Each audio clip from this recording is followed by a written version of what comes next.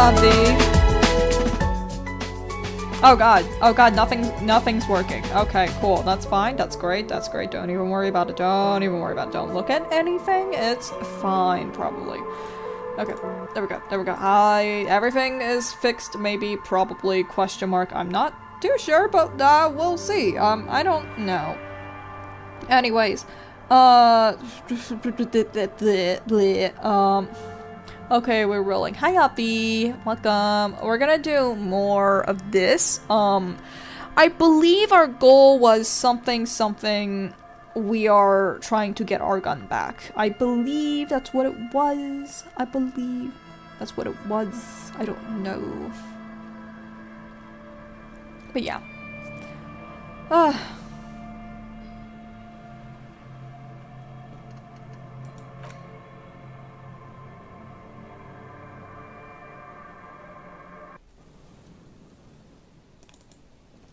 Okay, let's see. Alright, what are we doing? Are we gonna figure out things? Are we going to figure out things today? I don't know what things we're going to figure out, but we are going to figure them out, probably. We've got a while.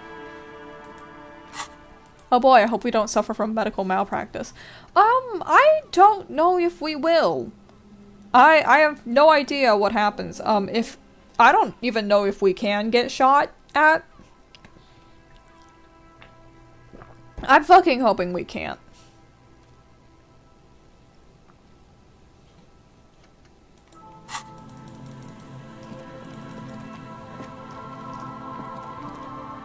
All the traps are stopped now, and still no sight of the phasmid. Return to Morel and let him know. Okay. I was just trying to find something more extreme to getting shot. Well, we can die in this game. We can just die from embarrassment, actually. There's been a couple of times where I died from embarrassment, and then I told Kim to go fuck himself. And he was like, fuck me, okay, I guess, alright. And I was like, I'm sorry, Kim, I didn't mean to. Not like a max level extreme, you know, just level or just we have space to go. Look, there's a weird fog that surrounds this island. And if it gets closer, we just kind of disappear. We turn into the fog. So, I don't know, like, you know, this place kind of freaky. But, you know, whatever. Good job. You've clicked out of the window again. There we go. Is there something here that would indicate a sniper used this place as a nest for taking the shot? Just some urban detritus, a bottle, and a dilapidated old comms tower. I don't see it, Lieutenant W. Freighter. I don't see a person take a shot here and hit something there. In the whirling in rags.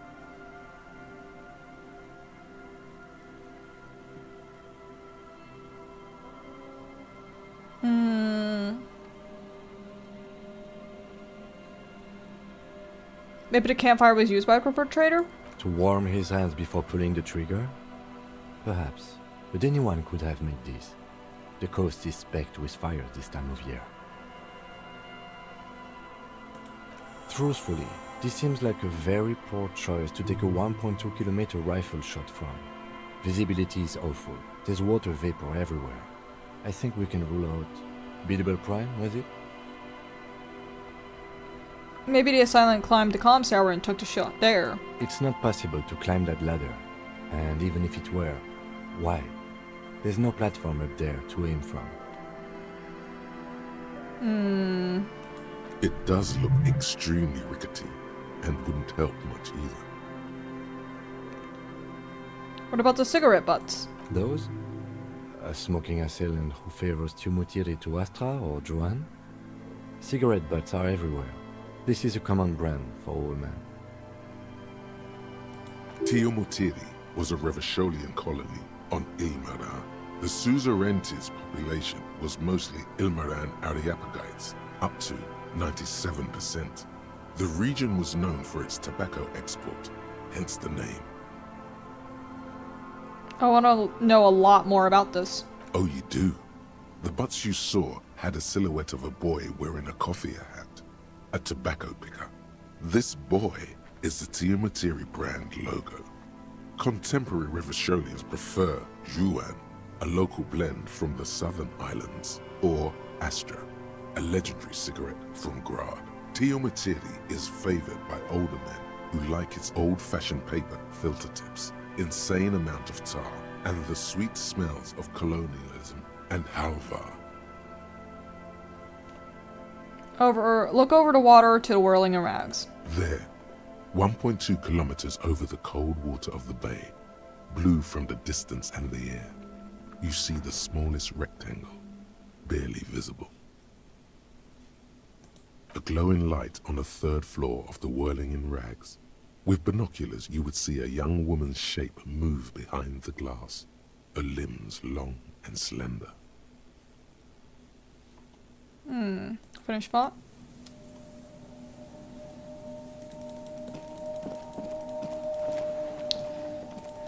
Okay, so it's not here. Let me look at the map again. Hold on. Trash container. What? What is all this? Huh?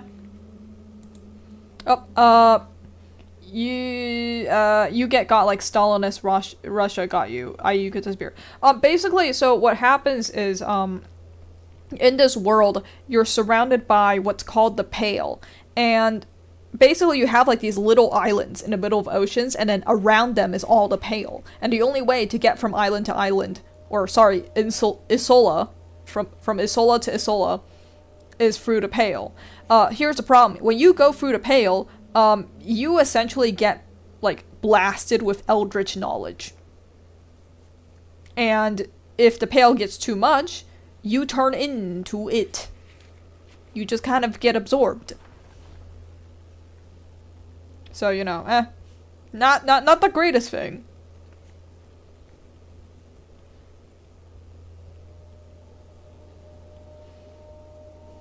Okay, there we go.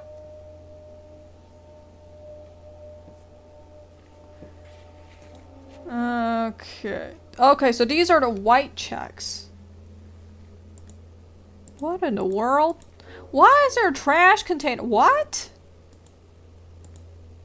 Okay, here's my thing. I need to be able to find...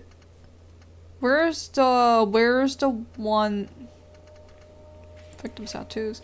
Ask another about the tattoos possible me. Okay, cool. Determine what a shot came from. Check the boardwalk! Oh, the boardwalk. Oh, it's the boardwalk. Where is that? Where is that again? I don't remember where that is.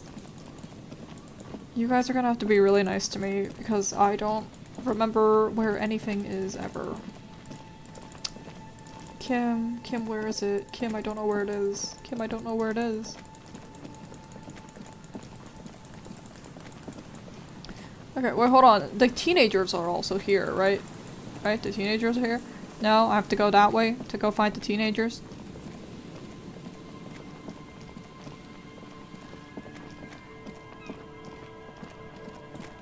Where are the teenagers? Where are the teenagers? That sounds really wrong. But where are they? Oh, I see the tent. I see the tent. I see the tent. It's over there.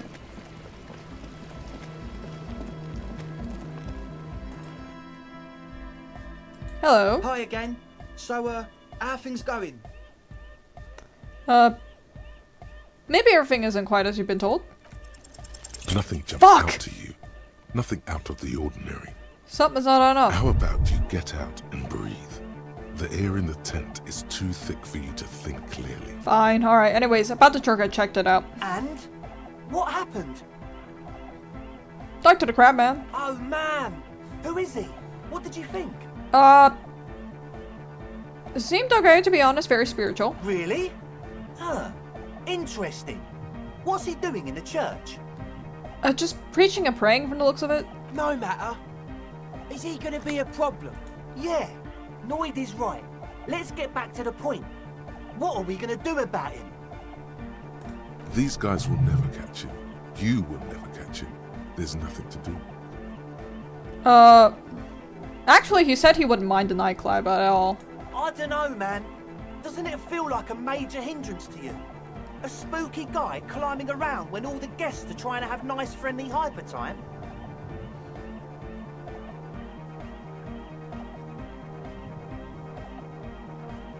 I don't think he really gives a damn about you, or anyone else for that matter. I guess it's not a massive problem, now that I think of it. You can just have a man in the roof. There's nothing wrong with that. He can just vibe. Everyone is welcome to dance till the morning light. Yeah! Maybe. I guess we'll figure something out. Okay, but what about the other spooker? The one in Grandma's clothes? Did you see her? I didn't see her, just some machines.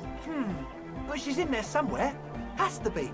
Have you tried investigating the machines? Anyway, do let us know if you see her. As always, we'll be right here, waiting patiently for the news. Yeah! Yeah, let me grab... Oh, shit. Oh, that's... I've kind of already maxed out my logic a little bit, haven't I? Oy, oy, okay, Oh! This fucking increases my empathy? You're fucking kidding me. Oh, that increased my empathy. Oh, that increases my empathy. I'm gonna lose my shit. Okay, this is 2 logic suggestion. Is there a code that gives me better logic?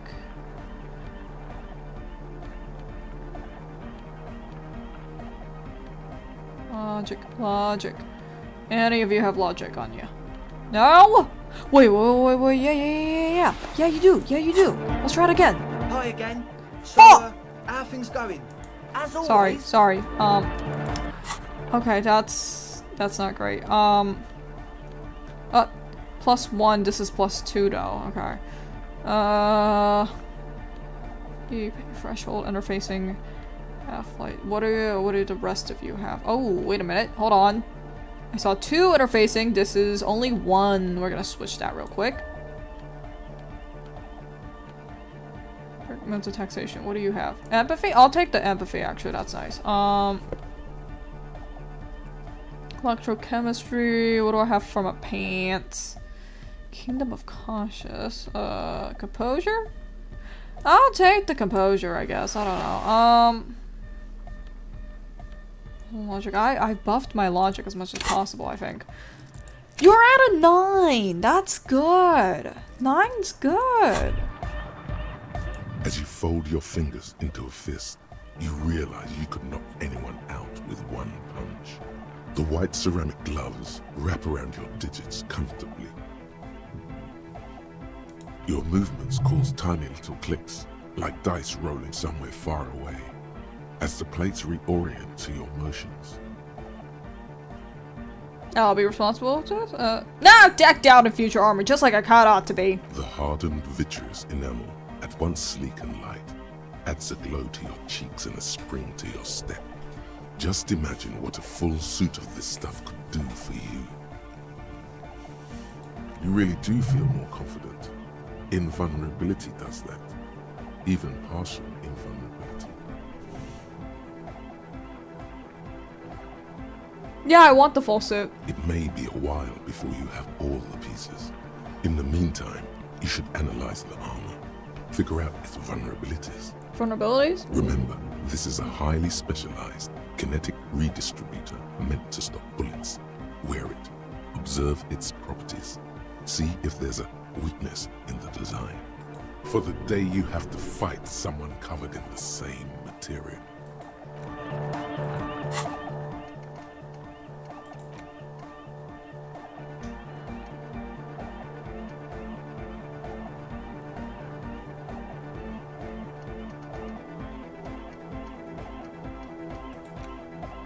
Solve your affair, huh? I only have around 1, 2, 3, 4, 5, 6. I only have 6 slots left. Let's play a little conservatively with this. Hi again. Ah, fine. As always, we'll be... Okay, what do the rest of you have to say? I see you're here again. Offside, man. Off sign, hi, okay. The young man with the tape recorder acknowledges your return. When he looks at you, he squints as though you were the setting sun. This is hardcore. Hardcore! Is it? Yeah!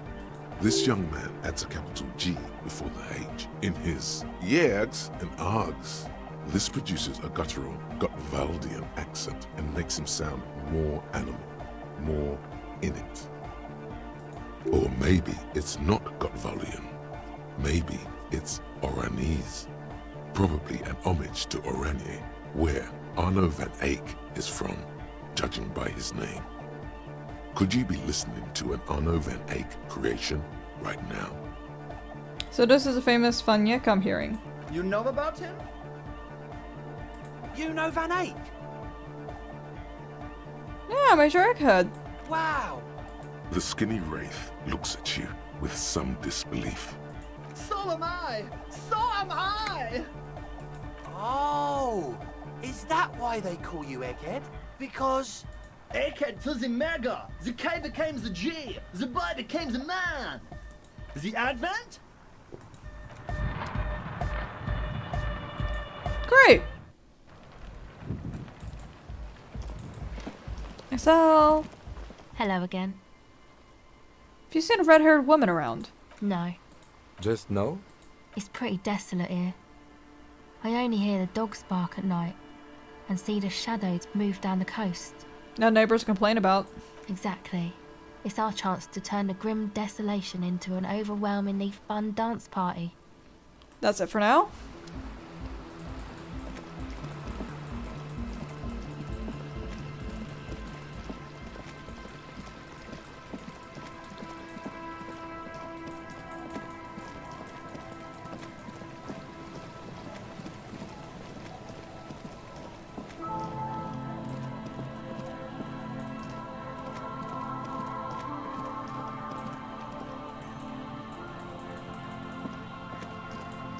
That's a good question. Wait, hold on a second. Where is fast travel? How do you fast travel?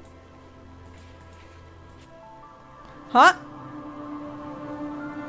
Oh, you fast travel that way! Yeah, take me to the waterfront, please. Thank you. Thank you, thank you. Okay, we go tell Morel that his trap is done. Morel. Trap. Where's Morel? Lena, where? Hello, dear. It's good to see a familiar face. Hi, Lena, I missed you. Where's Morel? Thank you for doing that, dear. Her smile is weary. Her earlier ebullience has left her. Oh, is he sick? Morel still isn't feeling well. I convinced him to stay at Gary's to get some rest. I'm afraid the cold has really gotten to him. No, it's for the best. It's awfully cold out there in the reeds. I'm sorry, dear. You've had to drudge through them so many times. Such is field work. A young person's game, as they say. Her voice is shaky. What is going on here? So who's gonna check the traps? Morel will eventually, or we'll talk Gary into going back out, perhaps. The lieutenant stares at his shoe, caked in mud. He doesn't say anything. What's more, onto the breach then? That really is too much, sweetie. Thank you for your dedication, but I can see you're coming down with a cough yourself. No! Very strange. Why is she not letting you do this? It's like she's given up. What's wrong, Lena? You seem different. Different? How? Answering a question with a question, for example. Defensive isn't her usual style. You're on the back foot. I'm in doubt, sweetie. That's all. Everyone is now and then. About what? It's a strange feeling. I haven't really told this to anyone, but you are a police officer. Do you ever wonder if some lovely story from your childhood is just that? A story? Or a dream? Hunching her shoulders now. She seems even smaller than she is. Like a sad young girl. Seeing the Insulindian phasmid was just a story I used to tell people. I didn't really think about whether it was real or not. But Morel told me you'd seen it. You also told me. Morel's so proud of it. He always tells everyone. A terrible sting in the heart. Regret. You seem to really believe that happened. Doesn't that count for something? No, sweetie. There's more to it than that.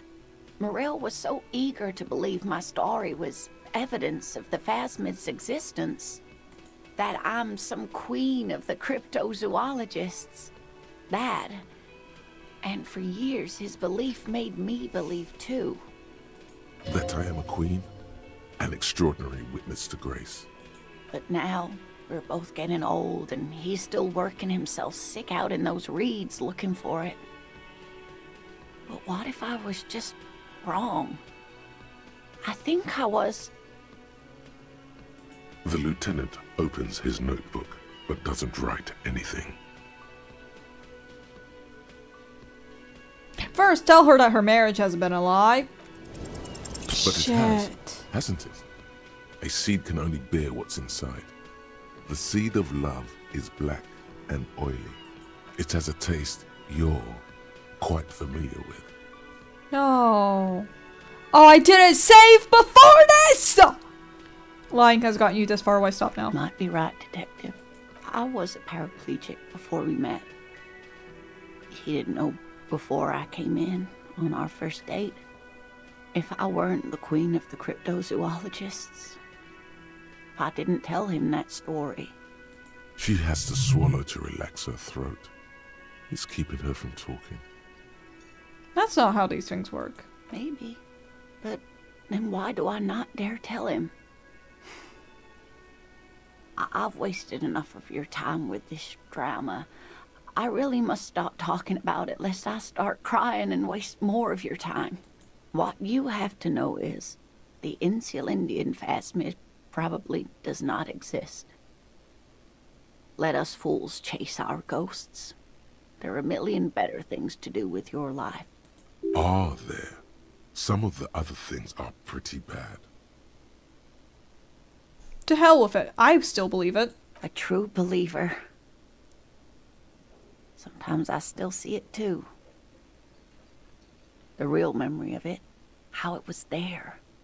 Not the memory of the memory, but it's so hard to tell the two apart. Either way, I should go.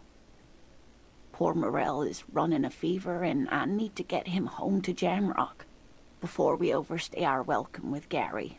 You sure you don't need help getting to Gary's? Oh no, thank you, but I can get there on my own. This old thing is gas-powered. And then a taxi home. It's not so bad. I'll check the traps one more time. Really? Oh, sweetie. Please don't get stuck on a dream. Take it from me and Morel. Can I have your address just in case? Okay, it's 1113 Tabernacle Road. Jamrock, but... A sigh. She doesn't think you'll need it. It's been a pleasure, ma'am. Likewise, sweetie. Thank you for everything. Truly. Even though it turned out to be a waste of time. A lie? Like that, she drives off. The gas engine putters quietly as she gets to the doors, then pushes them open. Outside, the cold, coastal wind blows. We should go too. Somewhere out there, a kilometer to the southeast, a gust of wind shakes the felled building, rattling dusty windows, beckoning with strange coldness, to ask the wind once more.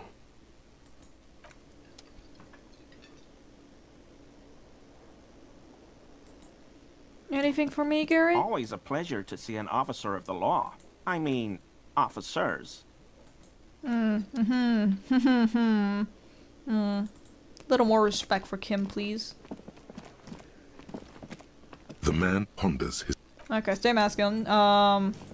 Gar, anything? Ah, smallest church in Saint-Saëns, right?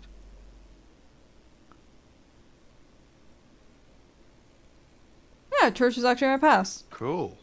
Now, what can I do for you? Goodbye. Thank you, Gar.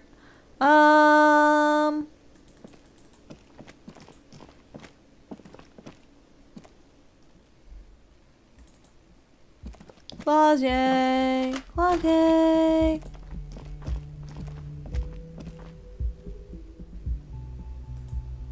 Is there anything in that window again? 2 neon Nope. lit. Okay, goodbye.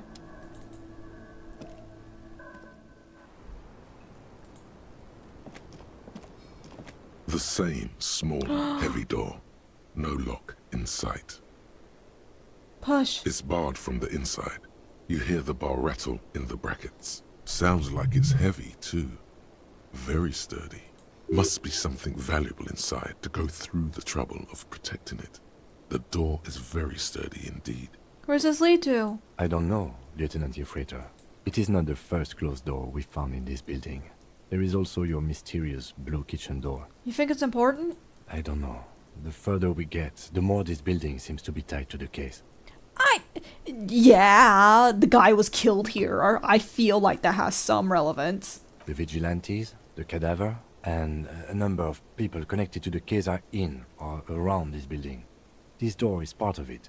It's not unimportant. Kick the door in. Shit.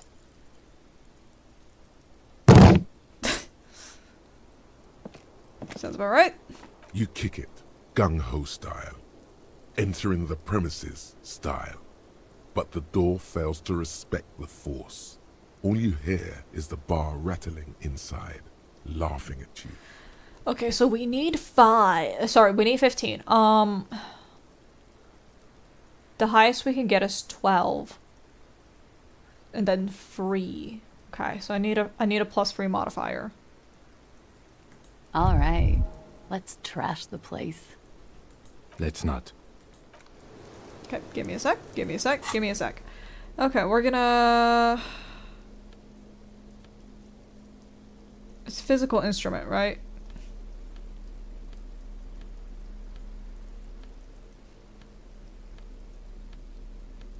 Physical. That's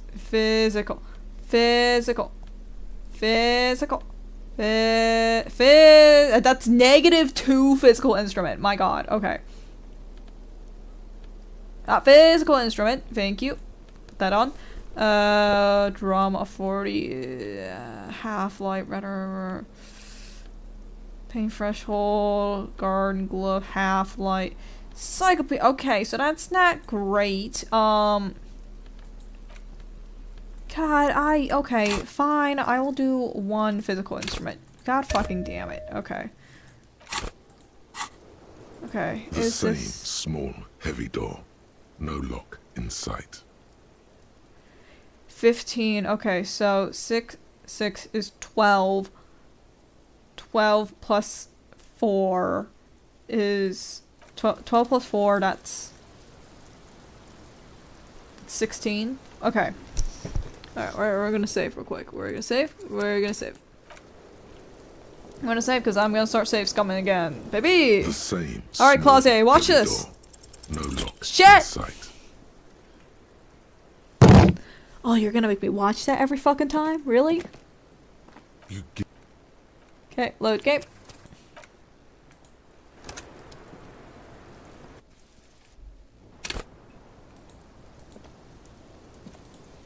the same small, heavy door.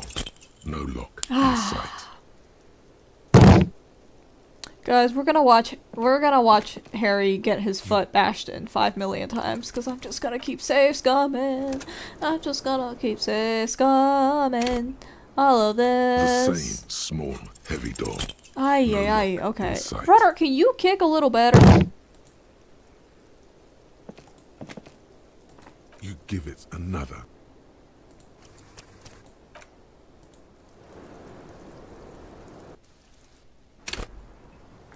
The same small, heavy door. No lock God in sight. friggin' damn it.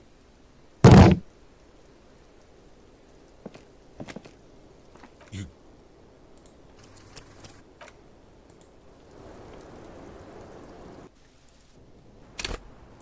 The same small, heavy door. God. No lock in sight. We're gonna be watching this for a very, very long time. You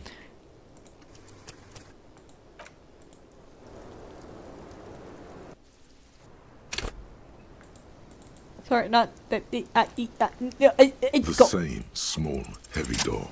Yes! No lock in sight.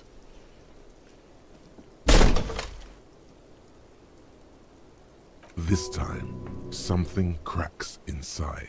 Hell yeah. It is an unbelievably satisfying sound. Thank freaking God. Nice. Yeah, that's right, Clausier. Nice. Well, sounds like this time the property damage was at least resolutive. Would it hurt to look in? Let's see. Let's take a look. See. Up. Bent metal, broken glass. Your path lies strewn with the broken forms of everyday objects. You are the destroyer, the bane of inanimate matter. I'm just a disempowered individual trying to take my disempowerment out on everyday objects. Look, there's a discarded milk carton on the floor. Why don't you destroy that, too? I feel sorry for the things I've destroyed. You're right. That's definitely not the behavior of a destroyer at all. That's just severe anger management problems and a disregard for property rights.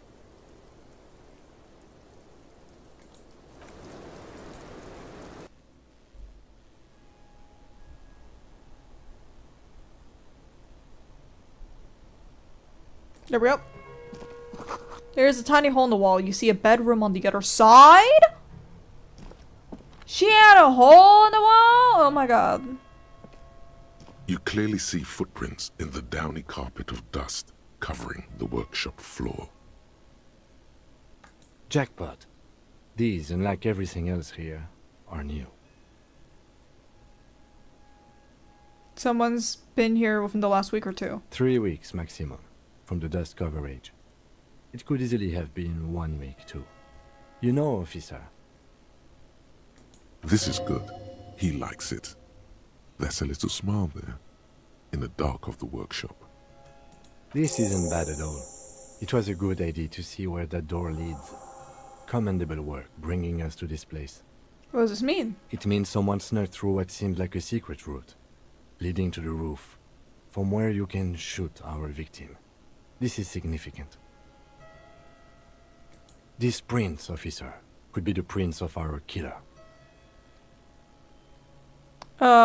Let's have a closer look then. Large prints, most likely made by boots. The size is hard to determine. Sole could be bigger than vamp. The soles have left a pattern, uniform, horizontal lines. This print is unlike one left by a regular worker boot. It is not a brand sole with logos on it. It seems custom-made or old-fashioned. Kim, this doesn't look like the odd-soled print we found at the hanging. The size looks about the same, actually. They're not the same shoe, but they could be the same person. Doesn't look like the worker's boots, does it? No. These little horizontal lines are different. They look custom-made to me. Or some kind of foreign print. Hard to say. Still a boot, though. Get up. Everything around you is quiet. The prints crisscross the workshop floor. Let's move on.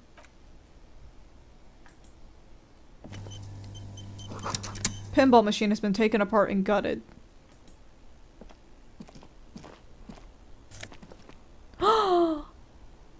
Yay! Schematics for a pinball machine, futurism themed.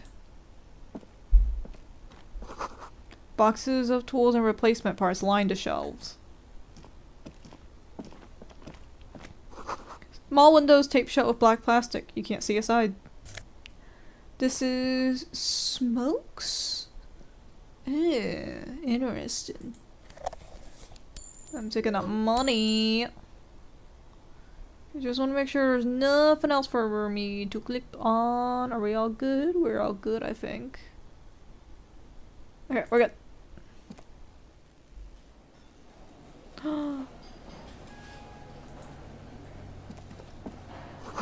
This pinball is a white door.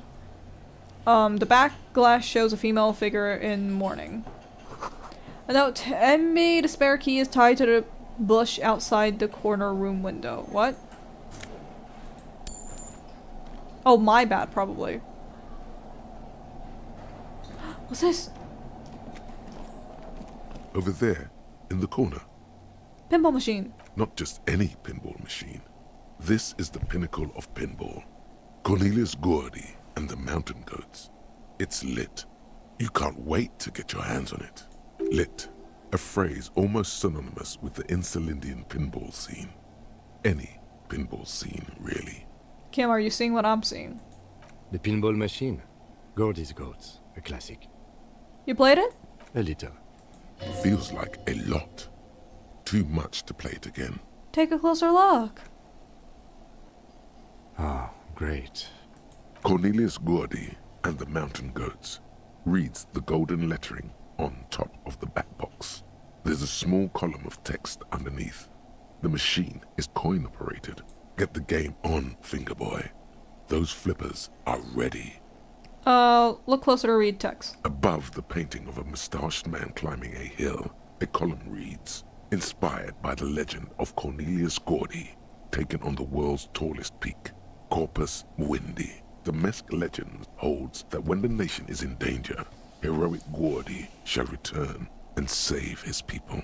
Playing field. The theme of the game is to explore Gordy's climb through the perspective of goats and to ascend to the top of the mountain in a time of trouble. The peak of the mountain is at the top of the playfield. All the balls have small goat icons on them and represent the goats as they race up and down the mountain. Areas around the playfield represent Gordy's climb, places he was said to have camped, which the goats can discover. Get them to the summit. What's with all the goats? Indeed. Think of them as balls. We have the money. We have the money. We have money. Do it. It takes a while to get into a rhythm, but pretty soon you're able to keep 3 goat-faced balls in play with relative ease. Go, go, Fingerboy. I feel sorry for the goats. If they only knew the kind of guy old Cornelius really was. What kind of guy was he? The kind of a guy who uses the word savages a lot when recounting his travels. A masked nationalist. Racist mountaineer. An avid huntsman too. He was often photographed in his dining hall, surrounded by wall-mounted hunting trophies from every continent. That is not cool. He also hit his wife. Oh. And kids. Other people's kids too. Sometimes pets. Hateful little man. But you seem to be having fun. I'm pretty good at this. Your game is definitely improving. The jolly goats are flying all over the board, and although a few plummet to their deaths, you're never left with less than 3. Suddenly, a special passage leading to the summit slides open at the top of the board. This is where the balls need to go. Concentrate and aim for the narrow passage. Maneuvering a goat ball into a position for a perfect hit isn't easy. More fall to their deaths. But finally, the opportunity presents itself. One of them gets through. The words "Pale Rupture" light up on the speaker panel, and the machine starts filling with a thick, milky fog. Something's happening. Congratulations. This is where the game ends. It's a cheap way of getting more money out of the players. A stupid nihilistic finale. Oh, is that it? There's so much fog, you can barely see anything. Some is actually leaking out of the machine, and one by one, your goats start slipping, disappearing into the milky nothingness. This can be navigated. The balls leave almost imperceptible disruptions in the fog. Use them to calculate where they hit next. You're down to your last goat, going mostly by sound. Eyes are useless at this point, but that goat is something special. 5 times you snatch him back from the jaws of death. You're in a perfectly balanced system where neither you nor the pal is able to get the upper hand. This could go on forever. Kim, it can be done. Just watch. I am. I've seen it before. Played it too. You will eventually make a mistake and then it's all over.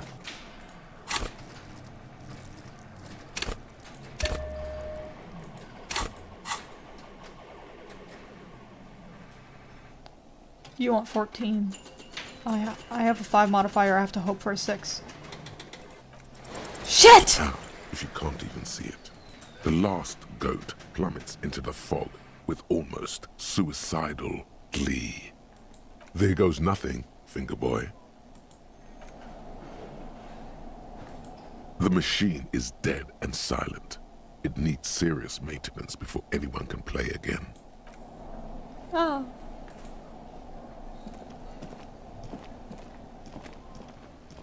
You see a heavy steel door with a prominent dimple lock.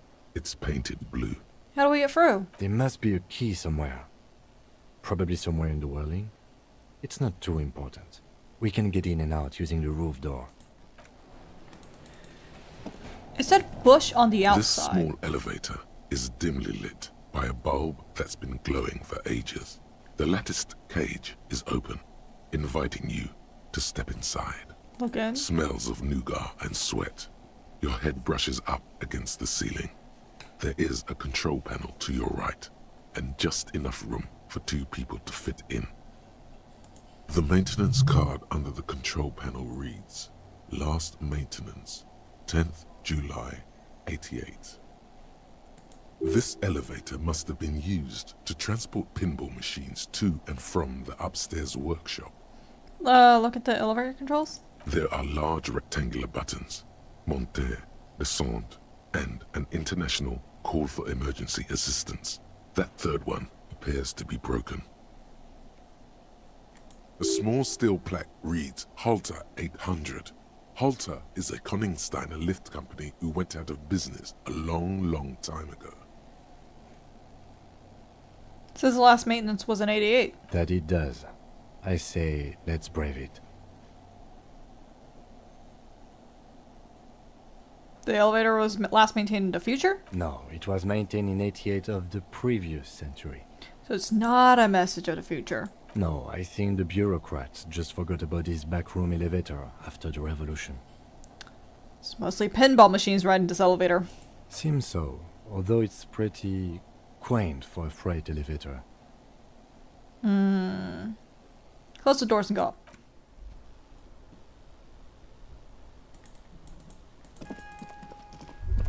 So this is where they brought 40 pinball machines to fix them up, a long time ago. Everything is covered with dust now. The lieutenant looks around the dusty, crowded room, inspecting the tools on the shelf. Looks like they gave up on fixing the pinball machines at some point. At some point, 20 years ago, 15 maybe, before pinball went out of vogue. Used to be a pinball workshop. Looks like it. I'm guessing Martinez North 22 used to be a pinball arcade before it became a hostel. There are machines left over. A creak. Some dust falls off a shelf. Downstairs in the hall, next to the main door. One of them even works. I've seen one of the artists bang away at it.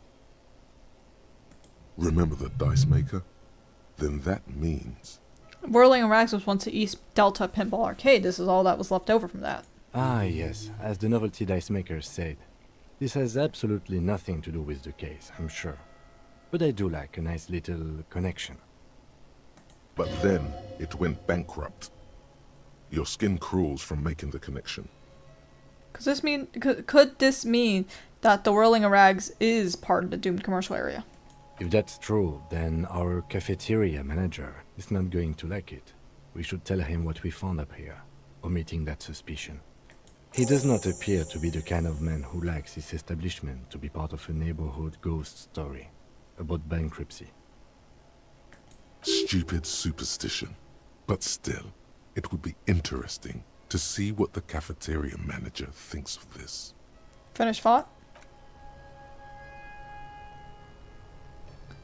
Okay. Let's get out here. Ozier, hello. Officer, what brings you up here in the rain? God's name, wake up. But we are awake, sire. She has been forthcoming with sordid details women usually conceal. Most shocking details of the sexual kind. We are a bulwark, unbreached. You've been breached, bulwark. You've been breached like 1,000 times now. So you say, but give us one example of deceit. Just one example. I got nothing. You're right, wise counsel. It's silly of me to imply she's lied. Gosh, she's so young. isn't she? She would look spectacular in a starring role. Be careful not to look too long into her soon-to-be famous face, lest it make you look like an indecisive suitor. It looks like this one's not waking up. You'll have to do it without pushing her further. At least for now. We've got some drama stuff, don't we? Slap this on. We've got that.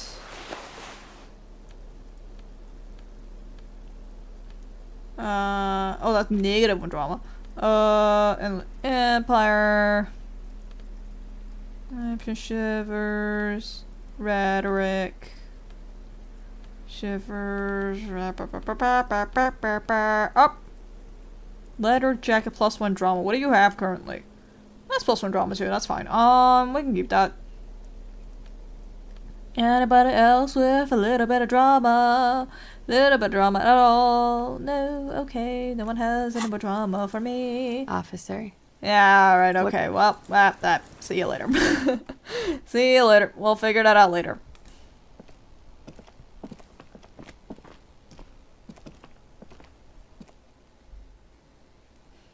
Okay, let's get out here.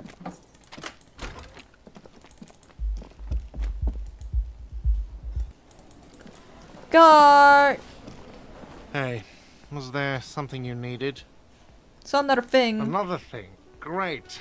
I love those. Peephole! What wall? Upstairs in the back room, right next to Clausier's bedroom. I think it's used for looking in on guests. I'll have it fixed at once. Thank you for letting me know. I assure you, the Whirling does not abide spying on its guests. The color has drained from his face. Are you sure you haven't been spying? Absolutely not. Fuck you for even implying it.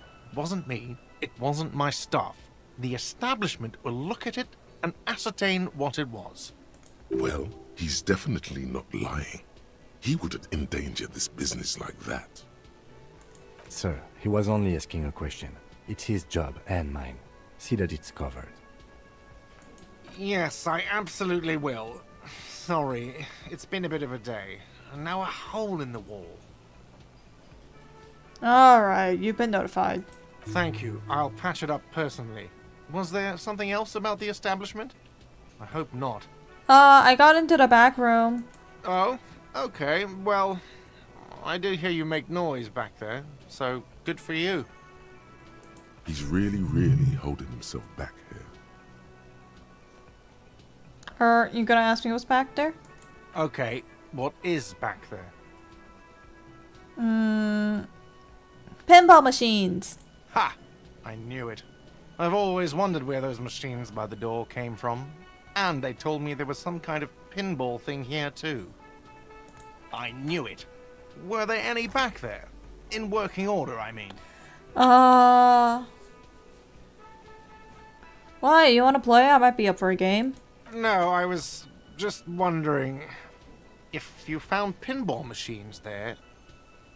He was wondering about something business-related, about how much money he could make of one. Thinking of turning this place back into a pinball arcade? No, but we could diversify the entertainment options, seeing as you've opened the door back there. The machine we have in the corner now is broken.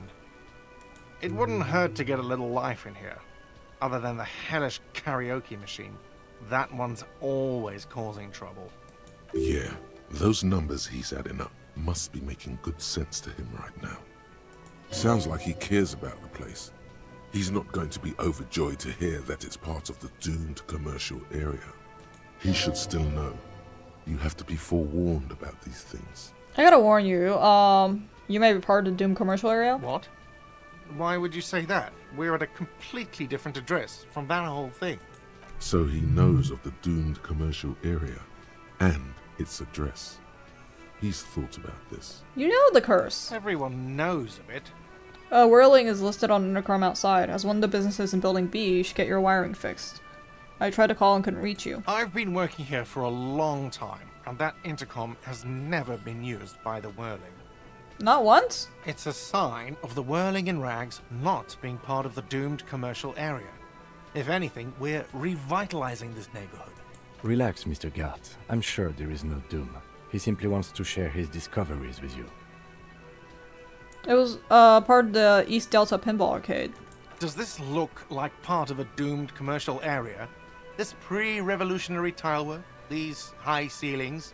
The nice rooms? Well, most of the rooms. Sorry. For 14 years, man. That's how long I've worked here. I've kept this place up through hail and through sleet. Fuck me, some doom ghost.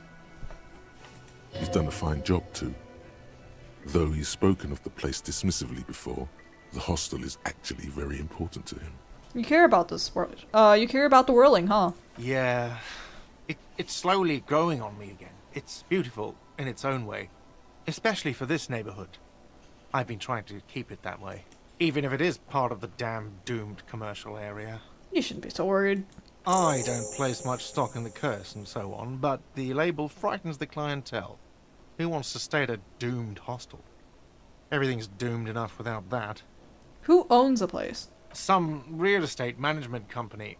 They never come around here, just collect money from afar. Honestly, I think some money laundering might be involved.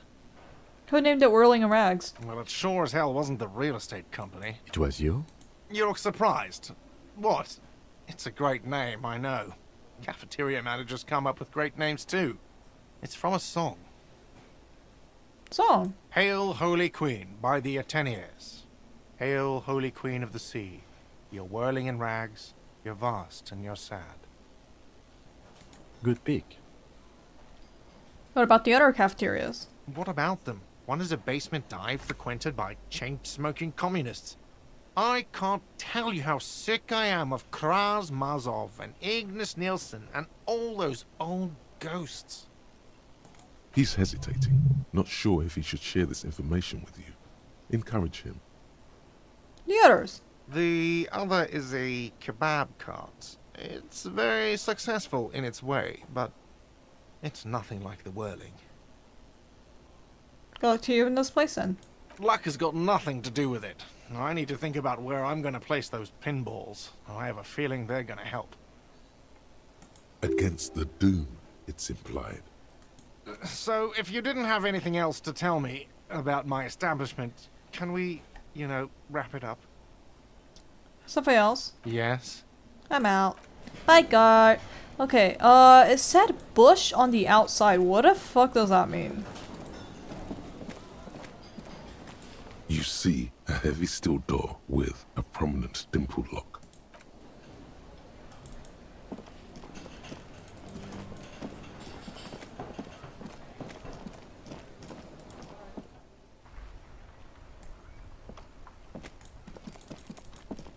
What is bush outside? What is that?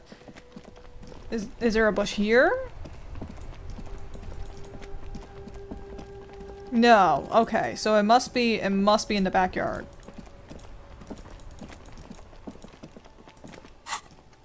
Hi, Whitma? Are you looking for the key to the door? Yeah. I'm looking for the key. Where's the key? Is there anything else you want to tell me about this thing? As they have ever been. A bit more worn, perhaps. Fortunately, the street sweeper still hasn't noticed their presence. This is where I start off my motor carriage before sinking it into the sea! No wonder the cafeteria manager seemed frustrated when he was giving us directions to the yard. Well, you did provide us with a very convenient access point to the crime scene. Thanks.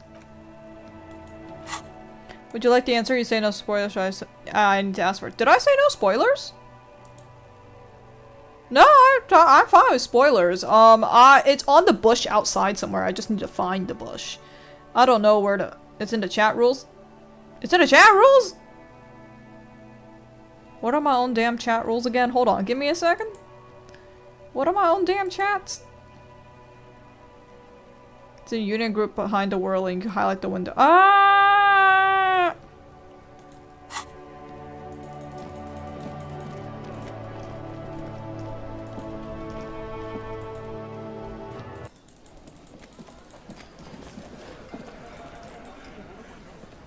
Behind the dockworkers, a ceiling-height window. The hawthorn branches scrape the glass like bony fingers. There's a yellow ribbon tied to one of the branches. Light yellow, faded with time. A tiny splash of color in the blackness of the thicket. Hanging from it, a bronze key. Someone hid the key in the bush and attached a yellow ribbon to make it easier to find. It's close enough to the latch up there. One can slide it open and just take it. Surely not a coincidence. Someone's hidden a key in the bush. Huh? Can you let me slide by so I can grab the thing? I don't know about that.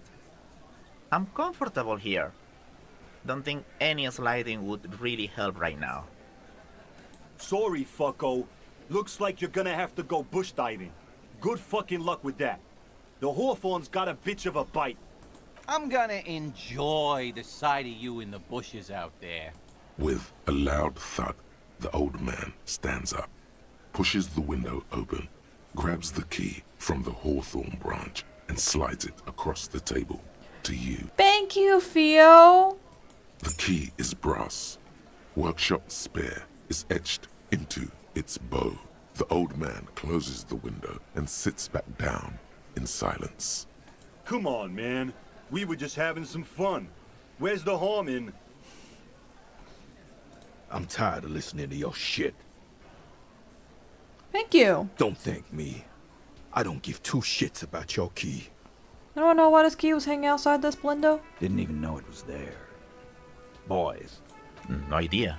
Never even seen it. Someone must have hidden it there before this room became our place.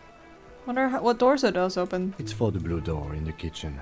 There was a note there that you missed. It said the workshop key is behind the window. It's this key.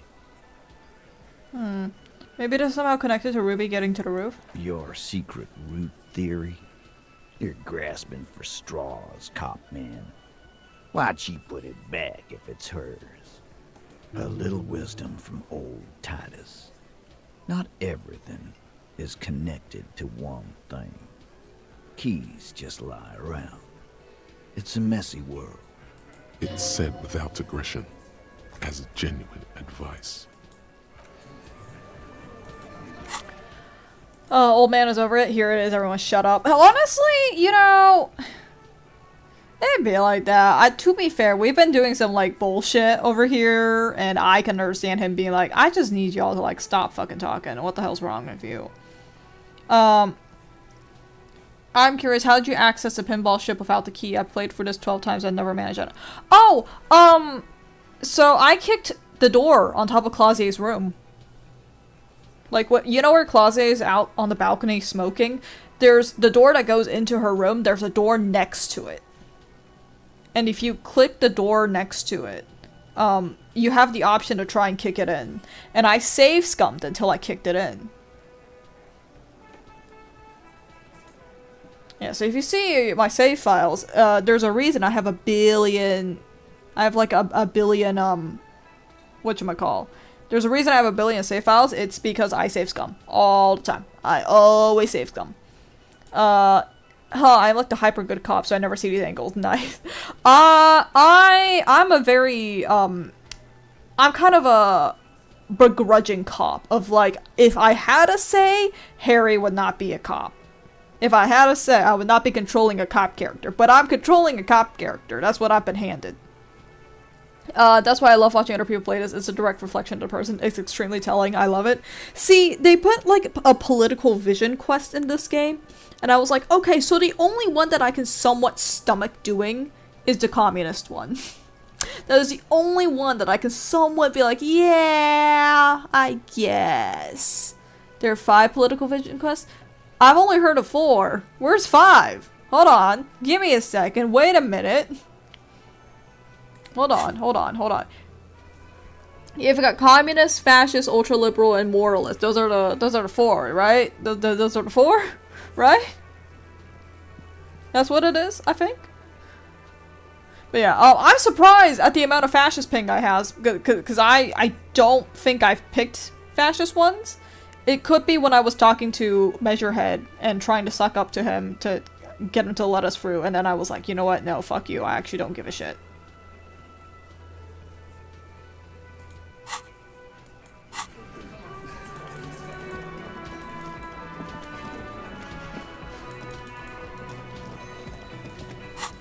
There's a quiet middle that isn't listed. Okay, so I talked to some friends. They did say that the game calls you out for being a centrist. And I don't know if that's what it is.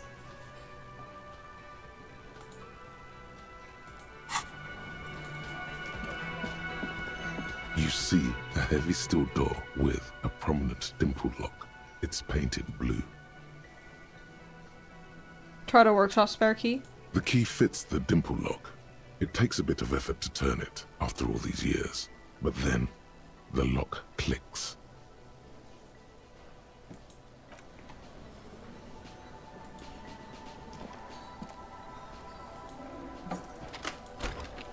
Why has it got another one?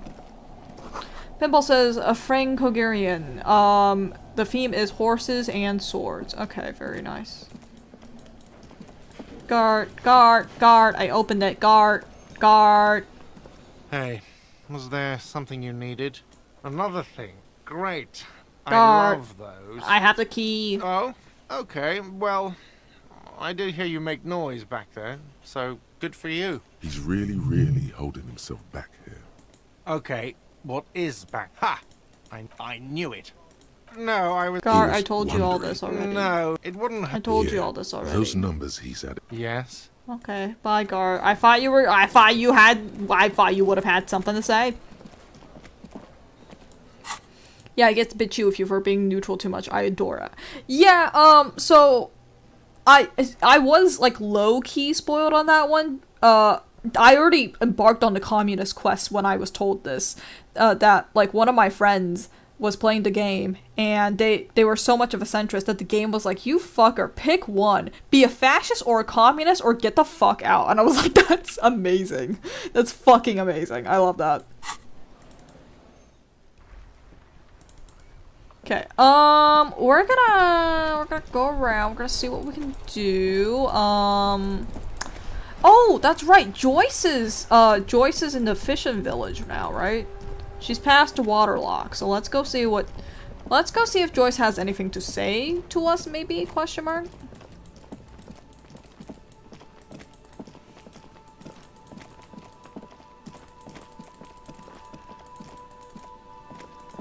How'd you do on the armor collection? Where's the armor collection? Find all the armor pieces?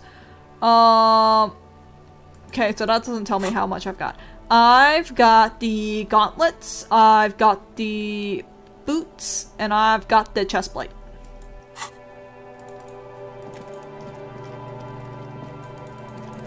I don't know what else I can get though, so that's kind of it.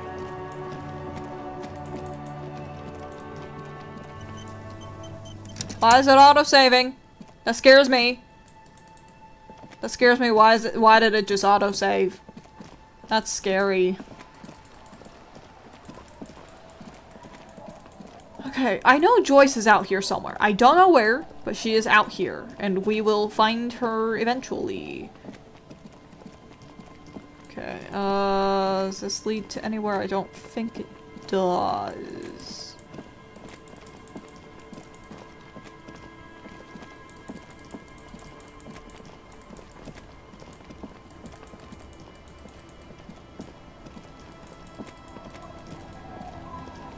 Oh! I'll just keep the Cordelechi in the channel, if that's okay. It's too shallow near the pier. Aye, ma'am. And it's a jetty, by the way. Of course. Jetty. I prefer a good jetty to a pier any day. Jetty. Something about the way she says it makes you want to sing. Jetty. Oh, jetty, oh, jetty. It's good to see you here, detectives. I only just arrived myself. What brings you here, madame? Nothing, really. I've had my eye on this jetty for weeks now, so I decided to investigate it personally. This cluster of buildings isn't on any of the official maps, as far as I can tell. That. And she's also keeping an eye on you. Have you been spying on us? Spying has such a negative connotation. I did track your progress along the coast, however, and decided I would be better able to assist you from here. Then there's the matter of that little scamp in old lady clothes. She threatened to paint the cordelate she read. Like blood, you see. Well, I like it the way it is. White. That little scamp in old lady clothes. We've not met her yet, I don't think. How do you like it here? How do I like it? Water drips down eaves of Eternite. The jetty below her feet creaks to the tune. The smell of salt and dog shit in the background. It's pornographically poor. The street has no name, all the men are dead or missing. And is that the carcass of a motor carriage over there? Fortunately for you, madame, the RCM is on the scene. All right. Politics time. Let's react.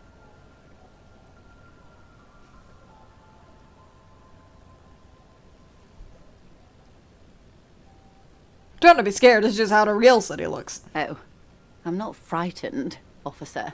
I'd never... Have I told you how they discovered this place? The fishing village? No, they're in Celindian, Isla. No, you've not told me that.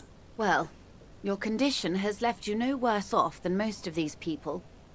The literacy rate is around 45% west of the river.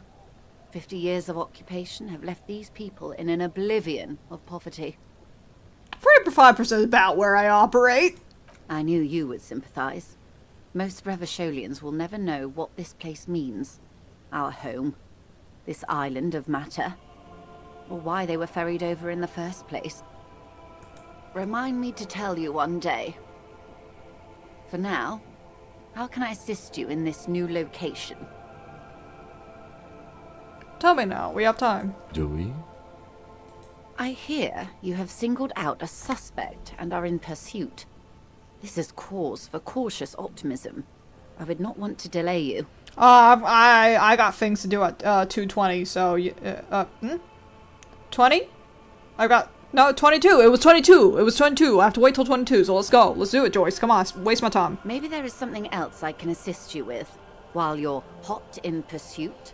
I spoke to Lorman. Word has traveled, yes, but nothing of real substance has surfaced yet, I gather. Wild Pines has eyes on the intersection, but not ears. One of the tall buildings overlooking the roundabout. It would give them a read on the entire quarter. It appears we are being monitored every step we take, colleague. Did we have any other business here?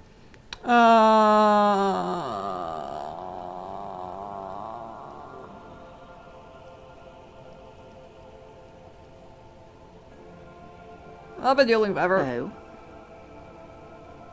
Ma'am, this whole thing is a takeover. Is what you're about to say when a cold streak runs through your heart. Once said, there is no going back, Harry. You are right, I do dislike the big companies. She hasn't even told me what she knows about Yes, the lynching. Come back to this later.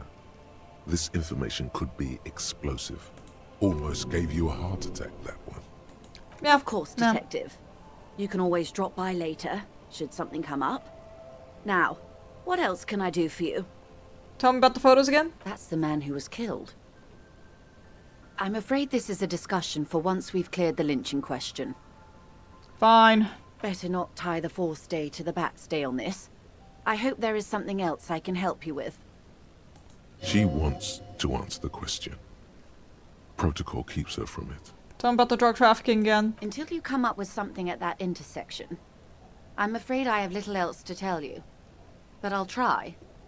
Ask. Heard something about a complex operation. I'm glad to hear, officer. I'm sure you'll find out just what that means soon enough. She simply nods. Goodbye, Joyce. Thank you for your help. Not that it was much help at all, but thanks. Hello. I see you haven't left our little Martinez yet. Still running around. Like some kind of cross-country law official. This place is kind of growing on me. Aye. But don't let it grow too much. This is not the place to settle down. Now, what's on your mind, Officer Harry? Looking for someone else. Oh? Looking for a suspect. You want to tell me anything? Okay. When did this person stay here? Recently, over the past few days. May have arrived on Friday. Oh. I've been out on the sea for most of the past week. The weather's been good for fishing, so I usually start at 4 in the morning.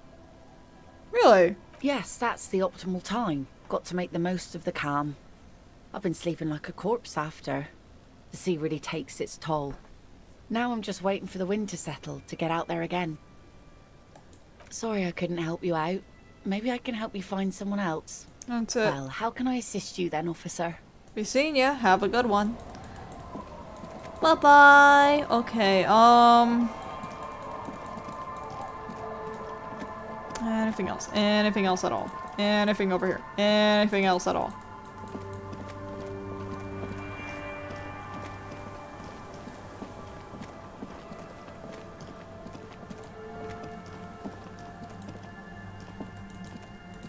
Tequila sunset. You hear anything about Ruby? Can't really remember seeing any women after losing my keys. He really has no idea who this Ruby is, sire. See you? Good to see you, friend. Do I have deals set up for you, buddy boy? What are you talking about? So what do you want? I got smokes. They're cheap. Very cheap. I got Pilsner. Great deal. You won't get a better deal on that piss. Spirits I can let go for 300 real. I also have speed. And by speed, I mean amphetamine. Amphetamine? Aye. By amphetamine, I mean speed. Thought by speed you meant amphetamine. Aye.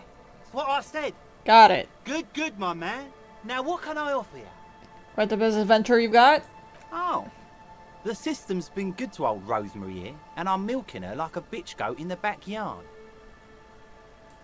You see, friend, man makes his own luck, and I made mine real good.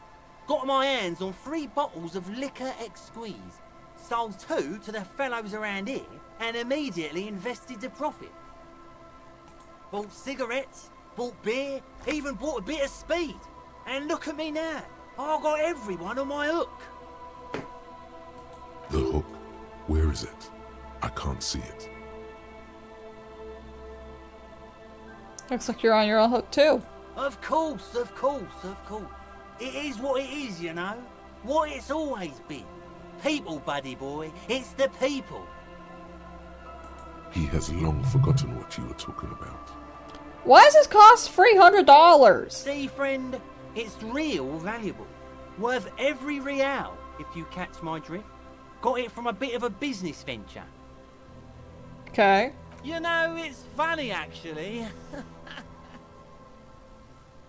He's finding it difficult to focus his watery gaze. What is? What? Keep him talking. What is... what do you mean what? What do you think was funny earlier? This guy. Conversation might bring a discount, no?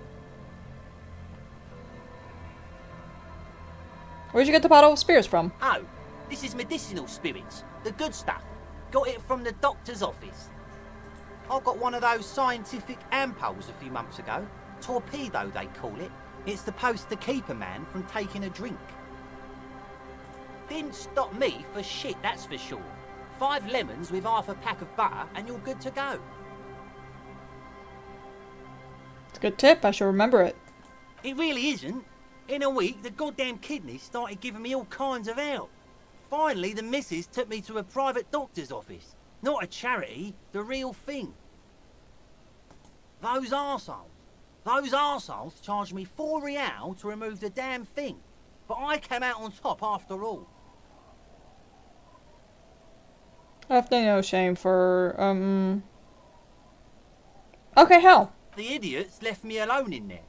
Now, I used to teach high school biology. I know what doctors use to preserve dead fingers. Like 3 cans of this blue medicinal stuff from the back room. Threw the snakes out and voila! What's left is this beautiful blue stuff. 98.7% almost pure alcohol. Snakes or intestinal worms? 2 I already sold to these fine gentlemen here. But this last one is yours for 3 real, if you want it. Don't say it.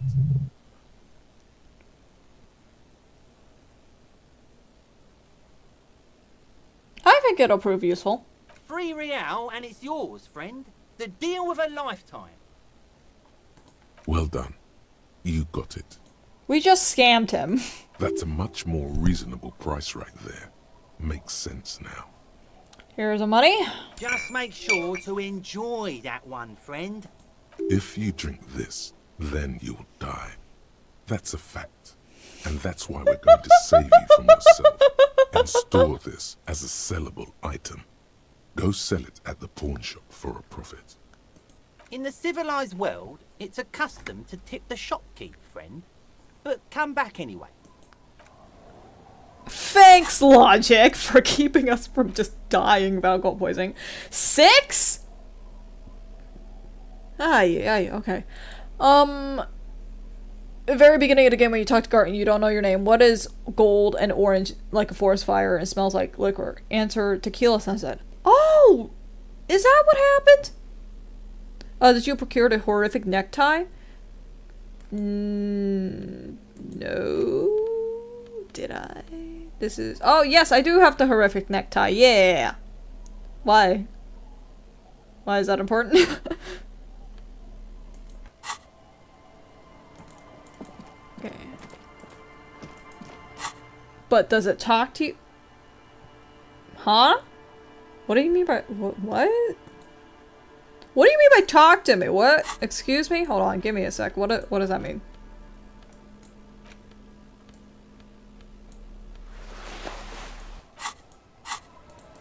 What do you mean by... What do you mean by talk to me? What does that mean? Sell the blue booze and it's useless. Oh, okay. Cool. Alright. Sounds good. Maybe? Oh wait. Let's go ask... I think the washerwoman's here still. Hi. Thank you for lending... Our tenant, the policeman. I hope the waves don't keep you up at night. What can I help you with? Have you seen Ruby? Nay. I haven't seen anyone lately. Fair enough. Because she's blind, which you seem to have forgotten. Do you know who I'm talking about? This is my little cinder block town. I know what goes on around here. She's being evasive. She knows something. There was a murder in Martinez. She might be a suspect. We would appreciate your help. Would you now? I know how this world works, and it doesn't work when people tell on each other. You know something? We're here to help. Aye. That you are, Dark Omen. Help yourselves and your organization. Help the storm clouds gather on the horizon. You've decided not to tell us. There's not much to tell. People come and go. Now, was there something else? I see, ma'am.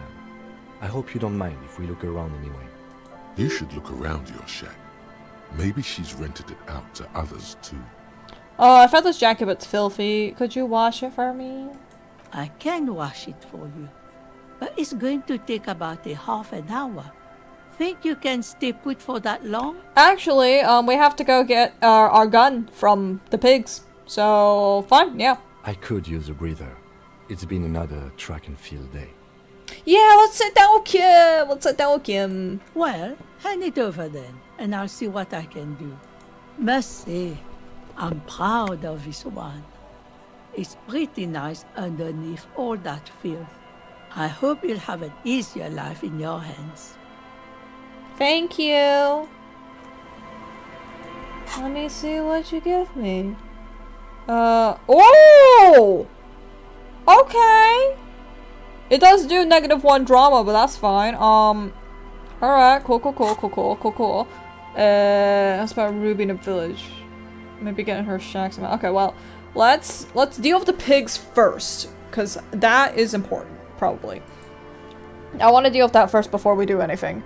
Hold on. Let me find the first message. Horrific necktie can talk to you, Bratton. Okay. You have to have an Inland Empire check of over 4 when you take it off the fan and wear it for it to start though. It's quite a character. I watched many people play this. I said less than 10% actually get the tie talking. Oh, yeah, unfortunately, your boy did pick the intellect route, at the start where they give you a character build, so my Inland Empire has been kind of shitty. All of my psyche skills are not doing great right now. Don't worry about it. Apologies for the walls of text, professor by trade, I never shut up. That's okay. If you've noticed, I have a couple of channel point redeems where you can just pay me to ramble about random crap. So don't worry. You and I, buddy, you and I, we understand. Sometimes we just gotta yap. But alright. Okay, so let's, wait, hold on. What? Walk past the fishing village until you see the boardwalk. Okay. Where's the boardwalk again?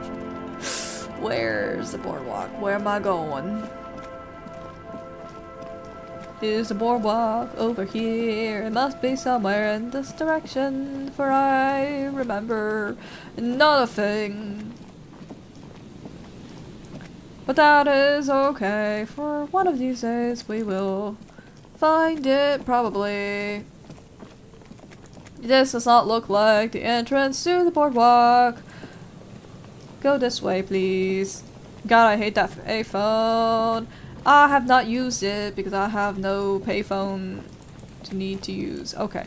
Is it this way? Is it this way? Have I gone the correct way? I've gone the correct way! Let's go. Oh, moonshine, probably. Smells like tasty fermentation. Yummy! There's some tear. An empty cigarette package. Alright, okay, never mind. Okay. Let's wait. If you're a former alcoholic divorcee, that payphone will floor you. Really? Huh. If I have some spare time later, I might test it out then. What do I have? What do I have? What do I have? A handwritten note from the fridge. I have board game. Wanna play board game? In your hands, you hold a brand new copy of the game, Suzerainty. It's snugly wrapped in a skin of plastic. The cover features a charming illustration depicting a mass of grinning laborers loading goods onto a ship, while a richly dressed administrator oversees their work. Damn. The exact location and time period are left deliberately vague, but it's clearly meant to represent the economic relationship between the Revacholian suzerainty and its many vassals. Kill! I watched 30-something men end stream right then and they're crying on the camera. Oh, okay. Maybe we do give the page phone a try later. This game. Oh, is this game bad?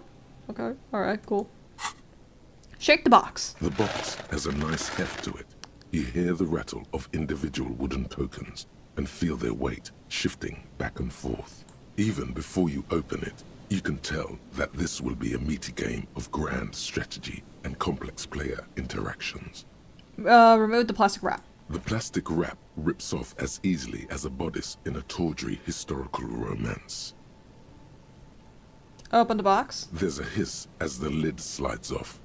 Inside, you find a thick, full-color rulebook and more than a dozen pouches of various wooden components. Read the rulebook. Welcome to Suzerainty, a game of economic strategy for the whole family. The rulebook is sumptuously illustrated and thick as a Gradian novel. Economic strategy?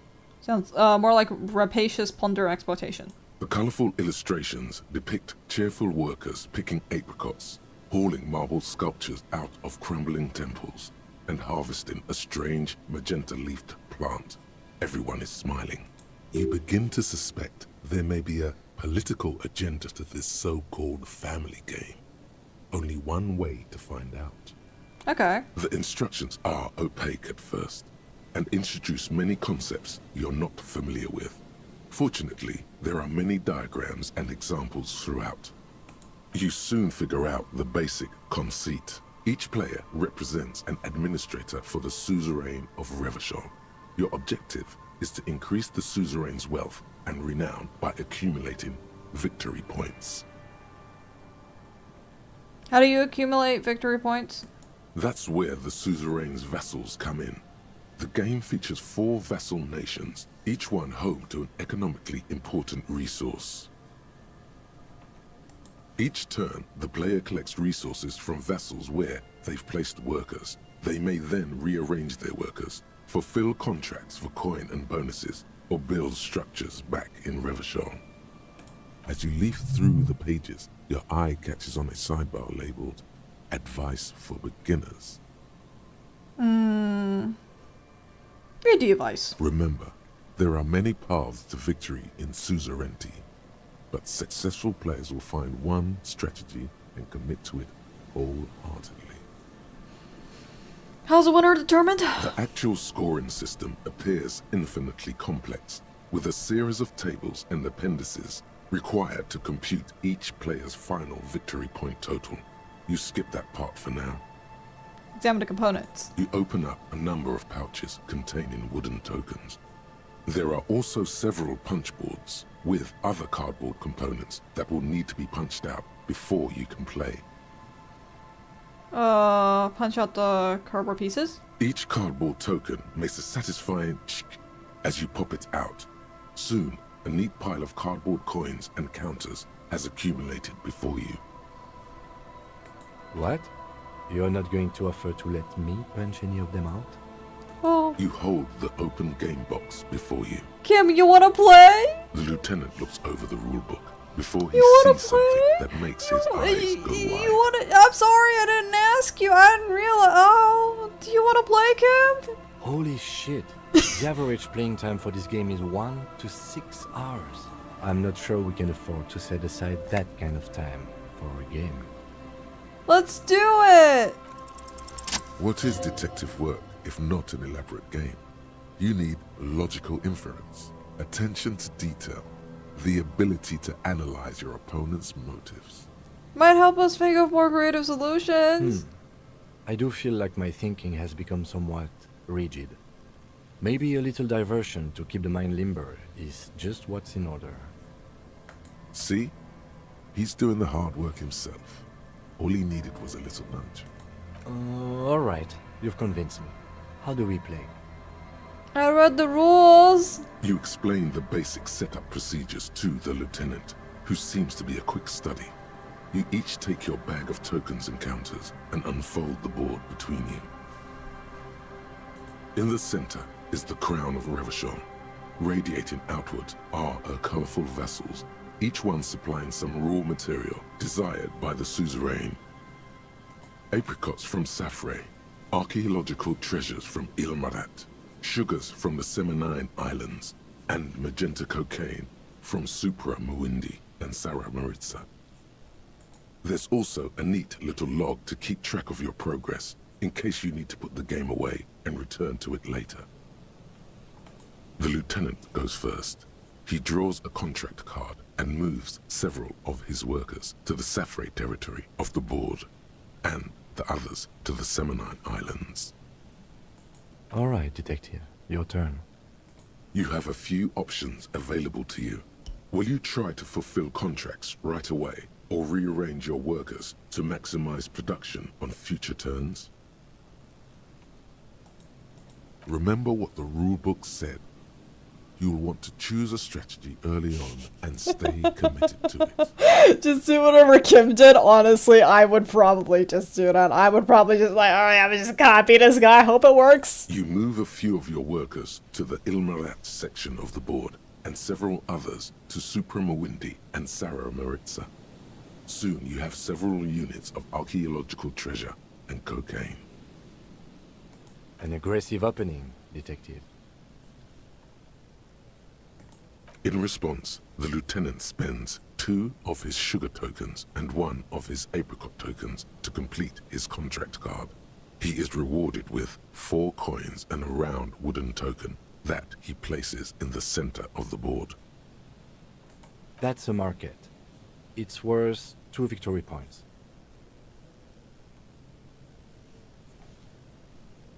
Kim, can I do my first turn over? I think I messed up. Come on, detective. Don't be a spoiled sport. You'll have plenty of chances to earn your own points. I'm not even sure what points are. Points are nothing. They don't exist.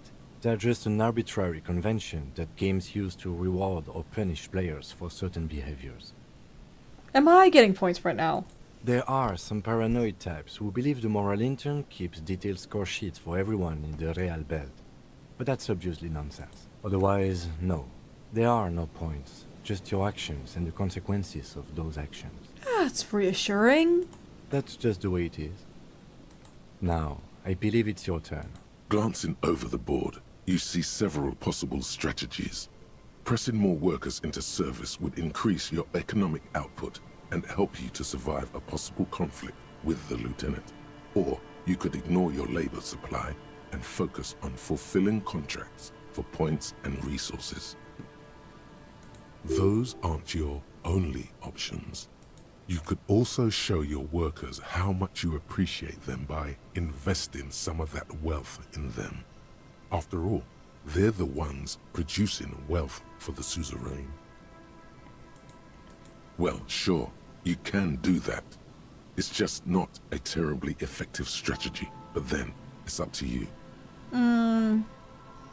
Invest in your existing workers. To the lieutenant's puzzlement, you spend several turns building various improvements to your territorial infrastructure. Soon, your workers have access to clean water, paved roads, and basic hobbies. In return, they produce one extra resource per turn. Gaze on your workers like a benevolent parent. Too bad investing in your workers just isn't worth many points. Take a look at the scoring tables in the back. You see in Table 8C that investing in territorial infrastructure multiplies your final victory point total by 1, which is to say not at all. Whereas, erecting monuments in Revachol gives you a multiplier of 5.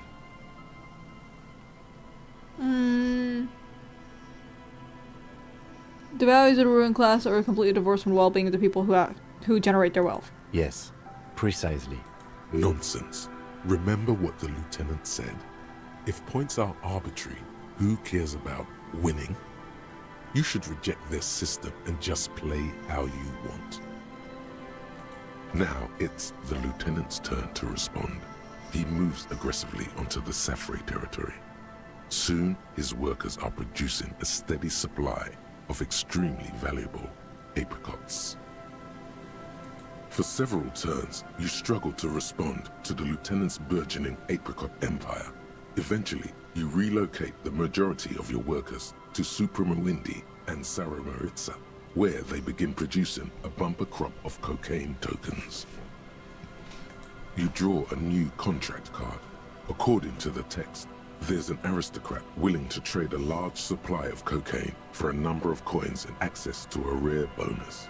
Amplified music worth 7 victory points. You know, this isn't unlike the situation the historical Revacholian suzerainty faced in Safre in the middle of the last century.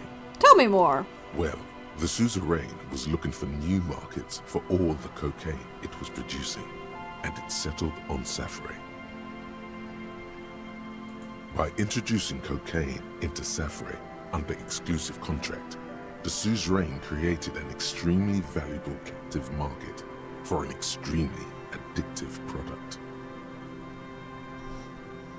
That's fucked up. If you could somehow get the lieutenant's workers addicted to your cocaine, you could not only make them less productive, you would also force the lieutenant to pay you for your cocaine tokens each turn. Can you even do that? Yes, you can.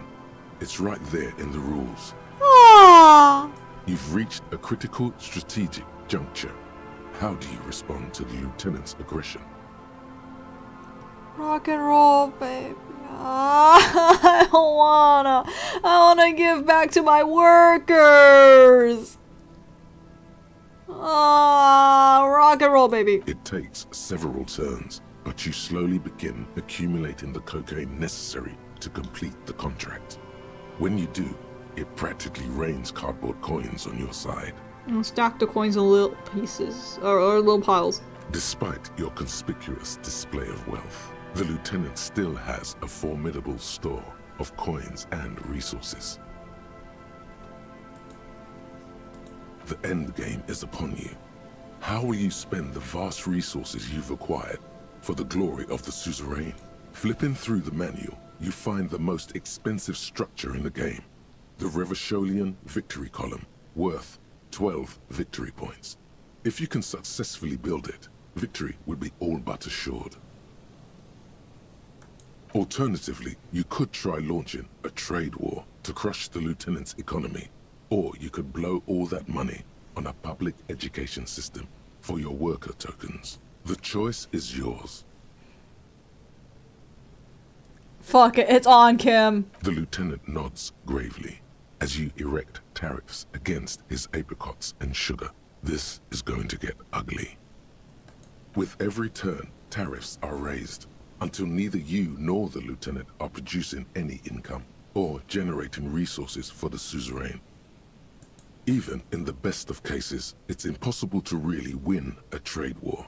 But this is far from the best case, and the lieutenant's apricot-powered economic engine crushes yours. Soon, your coffers are empty, and the map lies strewn with your worker tokens.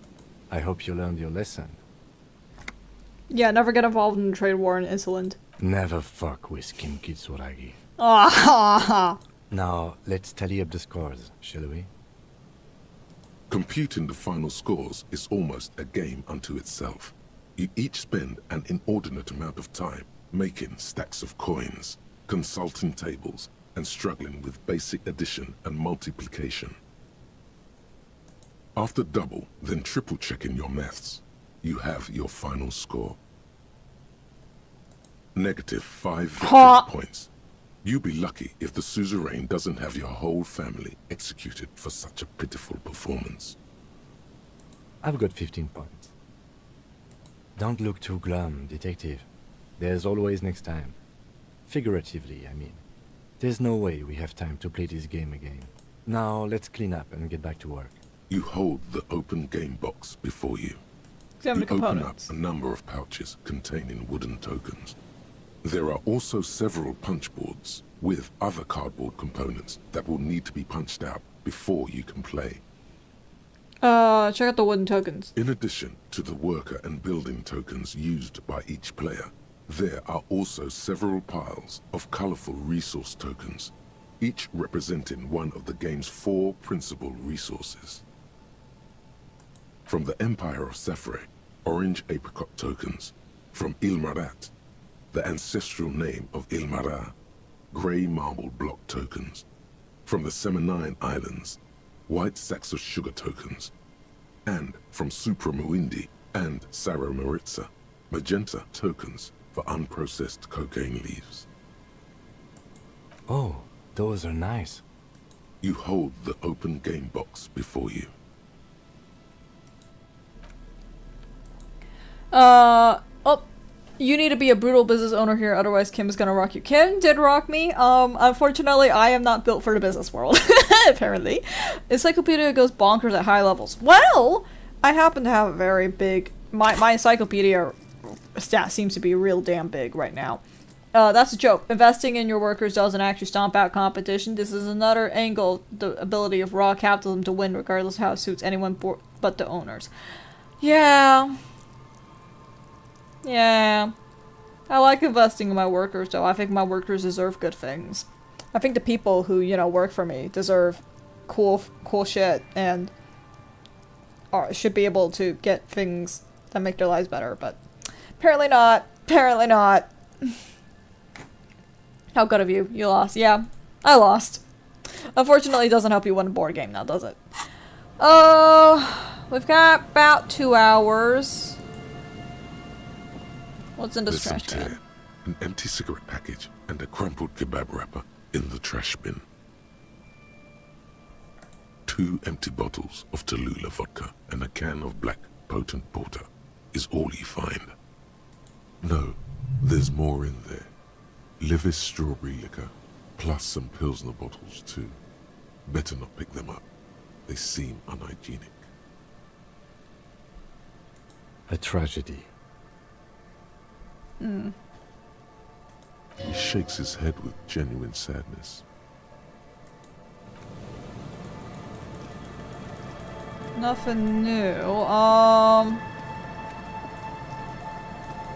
don't know if I have enough time to open up the new board game. So let me just see if there's anything over here that I can do.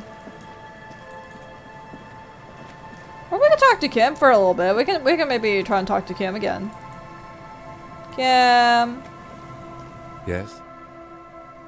I want to talk about you. What about me? I'm gonna get a secret. No. Ah. Okay. The lieutenant nods. That's all for now. Good. Let's change the subject. Talk about the case again. What do you want to know? Well, you said it's a mysterious No, case. It's not a particularly mysterious case. You sure? That's all I need to The know. lieutenant adjusts his collar. It doesn't look like he wants the case to be more mysterious. All we need for now. Good. Think you should know I don't remember anything. No response. He just arches his brow. He's having trouble processing it, believing it even. Okay, forget A it. moment passes. The lieutenant glances at the sports watch on his wrist. Seem to be following me. Excuse me? Just an observation. You have a distinctive way of walking. If I were to walk in front of you, we would surely collide. What do you mean distinctive? I hope you don't take this the wrong way. It's just a collegial observation. In the 57th, we call it the Jamrock Shuffle. Officers from Jamrock's 41st Precinct tend to move a bit erratically. How's that? They say it's a scene-clearing technique developed by one of your lieutenants for gathering evidence. It's erratic, yet thorough. Prioritizes containers.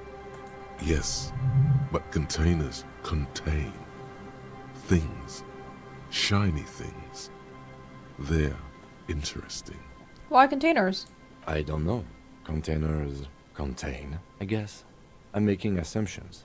We should move on. Nothing. What do you really know about Kim? He has quite a backstory, it's all written out, but getting it out of him is tricky. I've noticed that. There are very specific gates you need to get on Kim's really good side. Don't expect it. I'm not gonna lie, I don't think Kim likes me very much, and that's okay. I've been trying to be friendly with Kim every now and then, but like, you know, I don't think he appreciates the fuck all cops mentality I tend to have. You know, sometimes I do try to be like, you know, but every now and then, you know, it kind of comes out of me and I'm like, yeah.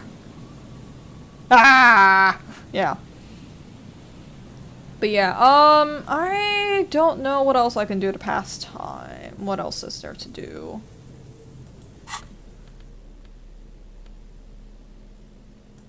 Did we do anything with the mug? It's just a racist mug. What's there to read here? Not much. Let's look at all that content. Oh boy, here we go. What are you going to say about a broken, tossed-away mug that you dug out of the garbage?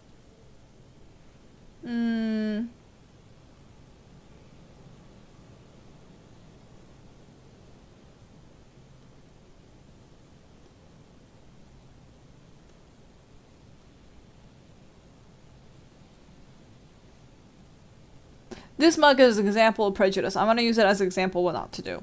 But it was in the trash. Why not just call it out when you see it? Or do some volunteering work. Just finish your case, detective.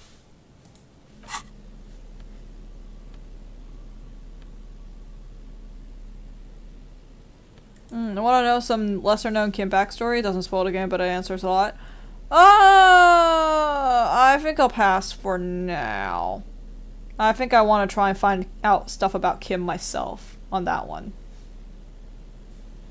Understood. Yeah, that is something I'm just like, I think it's probably better if I figure that out on my own.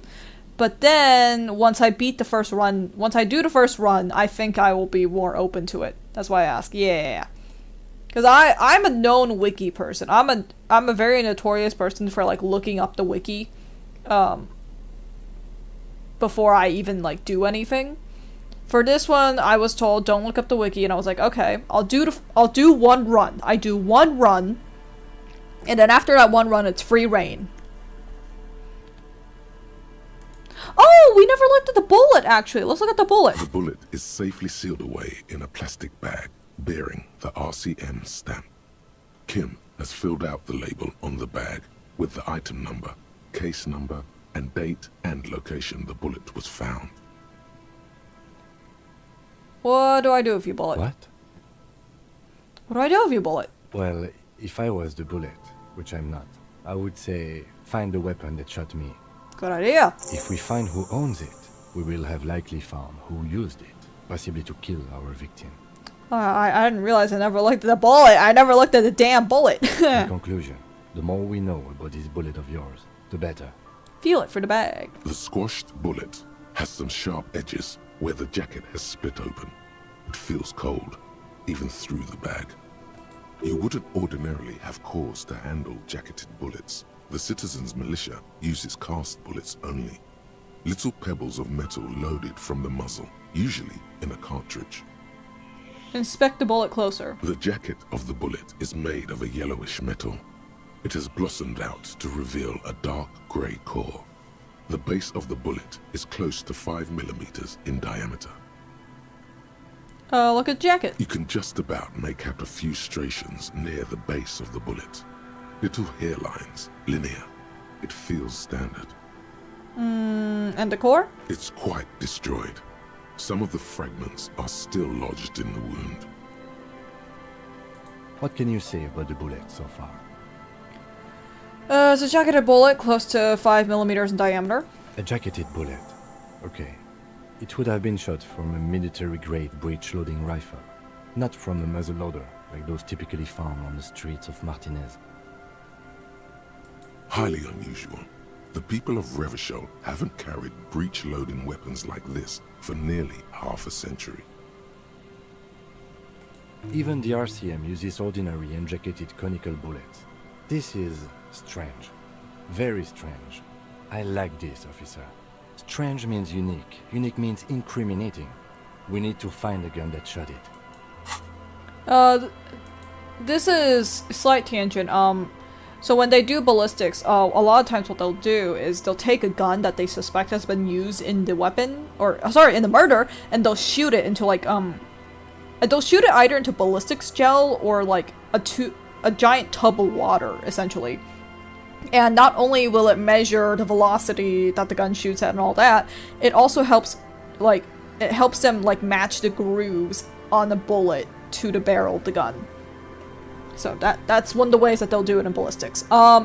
This is 100% a this is for you game. Yeah.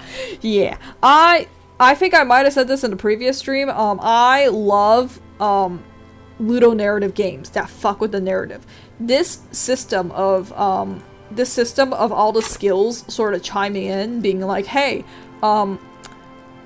this guy doesn't look like he's doing right, and then the other one being like, well, it could be this. Like, that's a very similar system to how my own brain works, and how I sort of have an internal narration. So, I do like these sorts of games. I used to work for forensics. We have entire databases for this. Yes, it's very fun. I like forensic science. Unfortunately, I did not go into that field, but I find it a very interesting field. I like it. Yeah. I used to want to do bioengineering, which meant that I worked with DNA stuff. Nor I would do medicine. We love that. One of the most notorious fields for being hard as fuck. So I used to, I'm bioinformatics and genetics now. Ooh, that's fun. I used to like genetic stuff. Back in the day, I used to be really into bioengineering and DNA splicing. So when we got the practice, we got practice stuff, and in our forensics class, we got like is it the micro syringe? Is that what it? No, it's not micro syringe. What is it called? It's a fucking what is it called? What is it called? Syringe used for DNA. What is it called?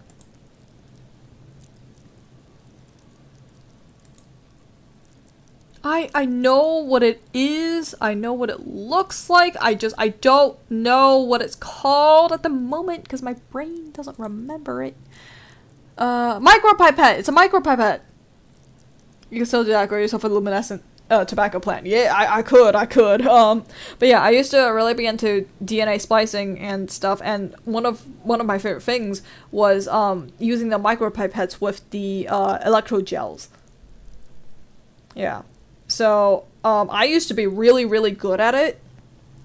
So we would have like group projects where we would like, you know, dispense stuff into the gels, and I would be one of the people that they'd be like, okay, you're the best at this because you can actually see the little cells in the gel really well. So I used to do that. Side tangent. When I was in a class, we had gone to this we went to this like almost park sort of natural reserve thing, and they were doing crayfish monitoring. So we had to go to a creek and then fish out crayfish, and then we had to measure them. So we had to measure them. We had to like identify sex and all that, and the group that I was in was all girls. So none of them wanted to fucking touch the crawfish, and I was a fucking crazy person apparently for being like, fuck it, I don't even need gloves, just give me the crawfish, slap on the ruler, let's go, baby. I don't know if it was because I just fucking grew up like like, I need you to understand, I grew up messing around with like the live fish tanks in grocery markets. That's what I did as a kid, so I had no problem doing that. You wrestle a crab enough times to try and shove it inside a steaming pot, you've done all of it, okay? PCR, pipette, cry, repeat. I like that one. That's good. I'm gonna use that. I'm gonna keep that, actually. Monitoring crawfish in scientific research is critical because they serve as essential sentinel species and bioindicators of aquatic ecosystem health. Yes, they are very good for telling you things about whether or not the ecosystem is in balance, whether or not there are any toxins. In the specific like creek or river or whatever the fuck we were fishing them out from, I believe they were invasive. So one of the goals was to try and reduce the amount of crayfish, because they were like, yeah, they're not supposed to be here, so we should not have them here. They're not supposed to be here. They're kind of causing a problem for all the other species. That makes perfect sense on paper. That's basically the best measurement to know the health of a river. Yeah, like, sometimes the animals can tell you a lot. That's why keystone species are, like, such a big deal. Because it's like, oh shit, the starfish are fucking eating all the, what was it? No. The sea otters are dying, so the sea urchins start eating all the fucking, kelp. Oopsies, our kelp forts are dying. They're still good measure. Yeah, they're still good measure. Unfortunately, just not for that creek. For that creek, it was like, oh, maybe we should get rid of them. Maybe we should, not have as many crawfish. But yeah, yeah. So that was really fun. I was one of the students that just did not give a shit about like handling wildlife. I was just like, screw it, fucking hand me all the crap, hand me all the shit. I did not care about getting dirty. Now, I did care about being able to wash my hands after. That was a big thing. I was like, I don't mind getting dirty if I can wash my hands after. If I can't wash my hands after, then I'm like, okay, let me think about this a little bit, Yeah. But yeah, I was a freak when I was younger. Hand-eye coordination, legendary 14. Try to determine what type of weapon shot this. That's high enough, right? That's high enough. It's 14. Yeah. Revolutionary period. Your bullet looks to be an old 4.46mm from the surplus left over from the turn of the century. Probably an antique or a retrofitted antique. Make? The 4.46 caliber was widely used with the Belmargrave rifle, a Revacholian manufacturer. The BM dominated the battlefields of the Insulindian theater of the anti-centennial revolution 50 years ago. Incidentally, you have just such a rifle with you, the dusty old thing you found hidden in the basement below the commercial area. It's unusable, sadly. If it were, the bullet would probably fit the chamber. Is anyone still making these? No, but Zeliger, a major firearm manufacturer, ended up with a surplus after the war, so there are still a lot of these old military rifles floating around, usually broken. The quality was appalling. Who uses Belmargrave rifles these days? Antiques enthusiasts, guerrilla fighters in distant countries, a few lucky jamrock bangers. You're looking for the same thing you found in that hidden weapons cache, only in working order. What are you thinking? Bullet? I think I know where this came from. Okay. And? I mean, I have some ideas, but I can't be sure. What's your best guess? Belmargrave rifle. The ammo points to it. An antique. That makes sense. There can't be many breech-loading rifles floating around in Martinez, or anywhere in Ravachol, really. Why not? Sure, there's some arms trafficking, but the laws prohibiting the use of breech loaders we inherited from the monarchy have been effective, from what I've seen. Some new RCM recruits get impatient with their muzzle loaders once they've trained with military-grade weapons, but they realize it's worth it in the end. Prohibiting peacetime law enforcement to front-loaded rifles is a policy enforced by the Moralist International in all the nations of the Real Belt. For what? Getting shot? Imagine if everyone, cops, citizens, had access to firearms that could shoot multiple rounds without pausing to reload. After the first shot, the second, third, and so on come much easier. But back to the investigation.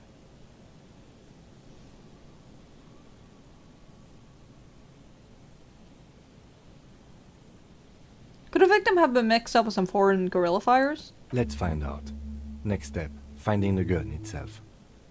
Well, it has nothing more to say. Okay,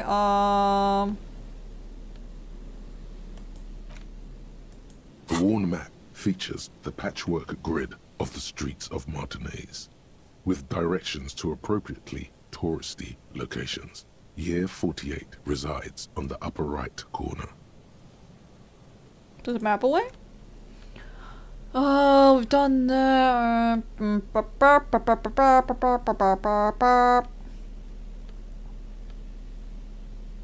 Apricot chewing gum wrapper.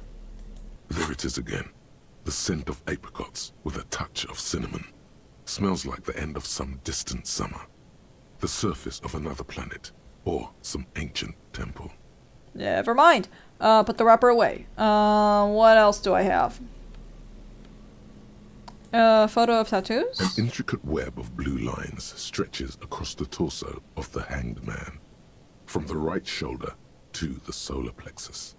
Each time the lines intersect, a small white star is formed in their crossing. Hundreds of fading asterisks riddle his skin. Their concentration is highest around his heart. It still kind of looks like a map of the stars in the night sky, but something's not right.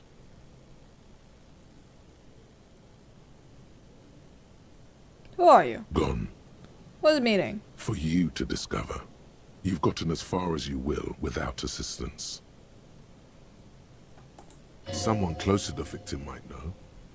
We asked Closet. Someone who knows about history could tell you. Put the photo away. Oh, someone who knows about history. Wait a minute. Wasn't Gaston a history teacher? I'm pretty sure Gaston was a history teacher. We could ask Gaston eventually. It is 43. That's close. That's real close to the time.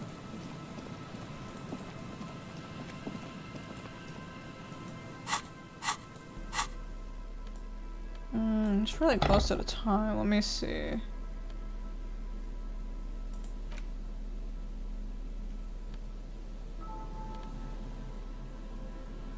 Save it.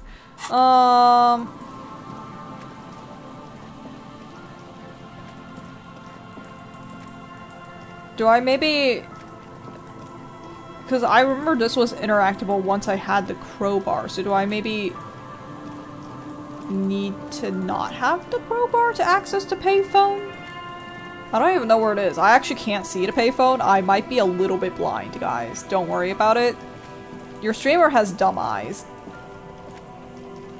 Your streamer's eyes are very dumb. Don't worry about it.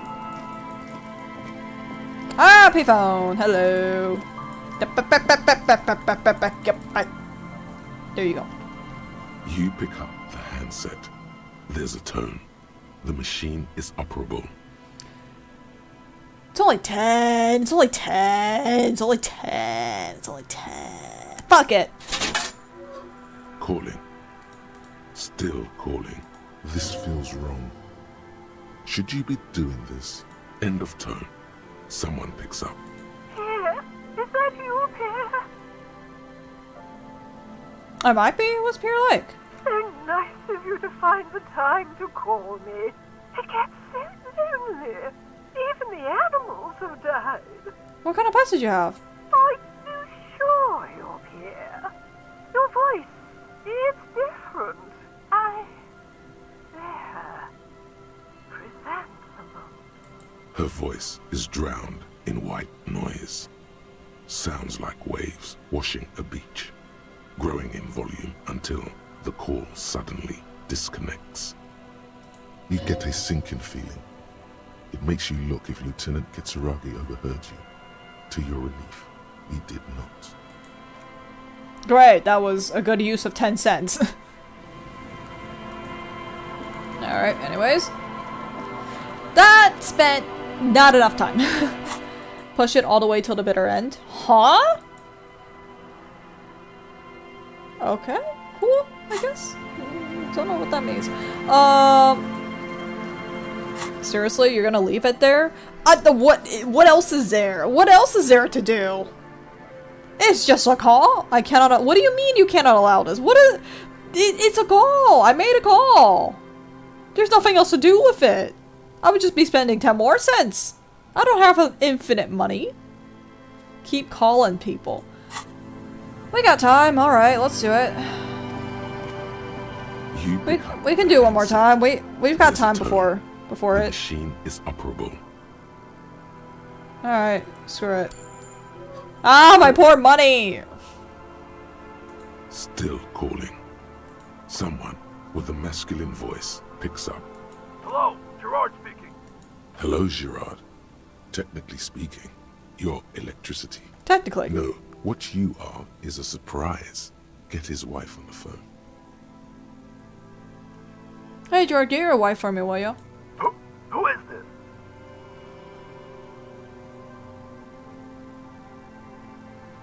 I'm sorry, it was a stupid joke. I shouldn't have called. It's stupid. I'm sorry. You shouldn't mess with people like this. You go have a nice day now. Phone hanging up. Disconnect tone.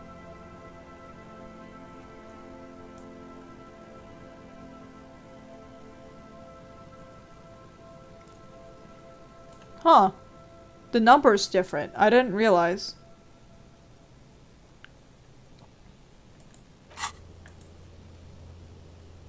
No, you're gonna do it a few more times. You don't need this money. You're in day 4. The game is in the last act. I tend to not push, but you need to do this. Feel the pain for someone like me.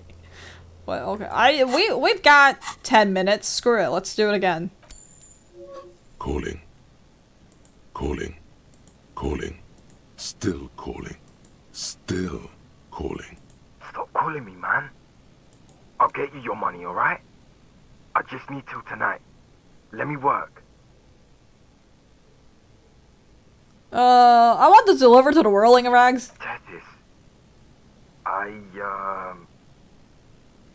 Hey! You're not Tethys. Screw you, and don't ever call here again. You're fucking with some serious people. Disconnect tone. Sorry, Kim. One more! Calling. I'm tired. Sounds like he hasn't talked to anyone in quite a while. What are you tired of? Writing. I hate writing so much. But I have to get back to it. The man disappears with a sigh. You do not hear the customary disconnect tone. Just silence in the handset. The machine seems like it did not have time to swallow the coin. This sometimes happens. Lucky you. The call went too fast for the payphone to register. You can still make a new one without paying. Screw it, let's do it. Dial a random number. You close your eyes and put your index finger on the rotary dial. Then pull down on the number. Then move one up. And repeat the motion. Twice. Strange. This is not how you started before. What did I just do? You dialed 001. This is not the area code of Revachol. It is another destination on another Isola.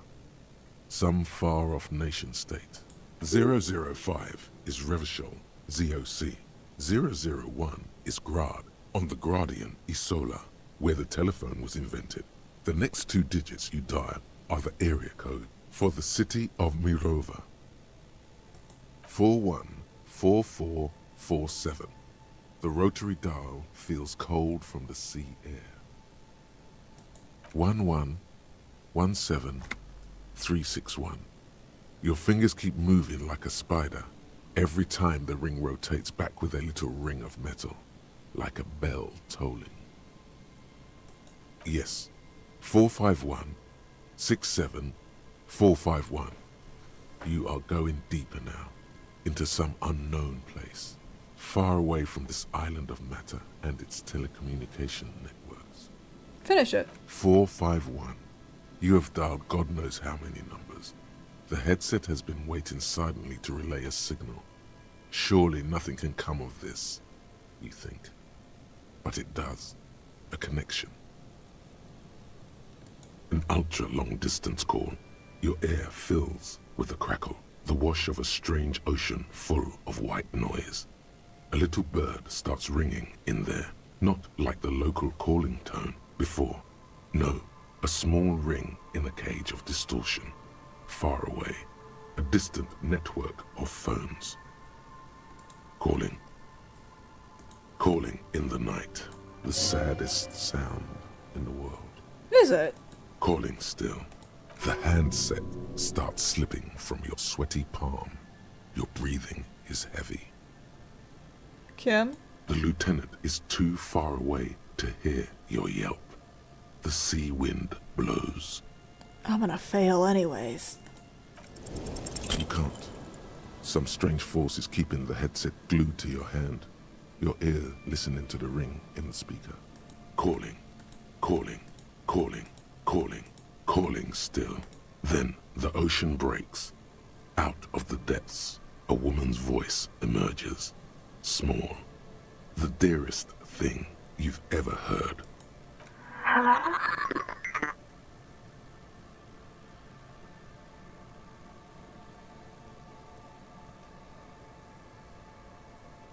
Hello. Who is this? Who is this? Dora. Who is this? The connection is bad. In the distorted distance, you hear someone turning next to her. Bed springs rattle. Don't react, it's fine. It doesn't matter if you react or not. You still think you hear a man's voice in the background. It's covered in pain and white noise. Your voice is so beautiful? No. It's you, isn't it? It's you. I don't like that one. Goodbye. A sigh. She heard you, but she does not hang up. And neither do you. You can't. I'm a revolutionary servant of humanity. I will free mankind and abolish the classes. I will raise the dead. I'm not sure I want to just tell a random woman that. You're not a revolutionary, Harry. You're drunk. Oh, you know me. You only have 2, maybe 3 things left to say before the change runs out.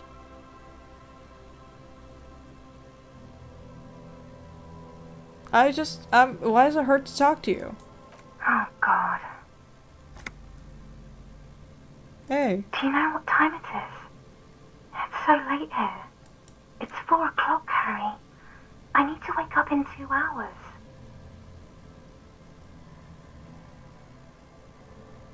I want to talk about me. Who am I? You sound like you know me? That sounds kind of asshole-ish and egocentric. What do you want to talk about that we haven't talked about already? This is bad. You feel your right hand on the handset cramping up with pain.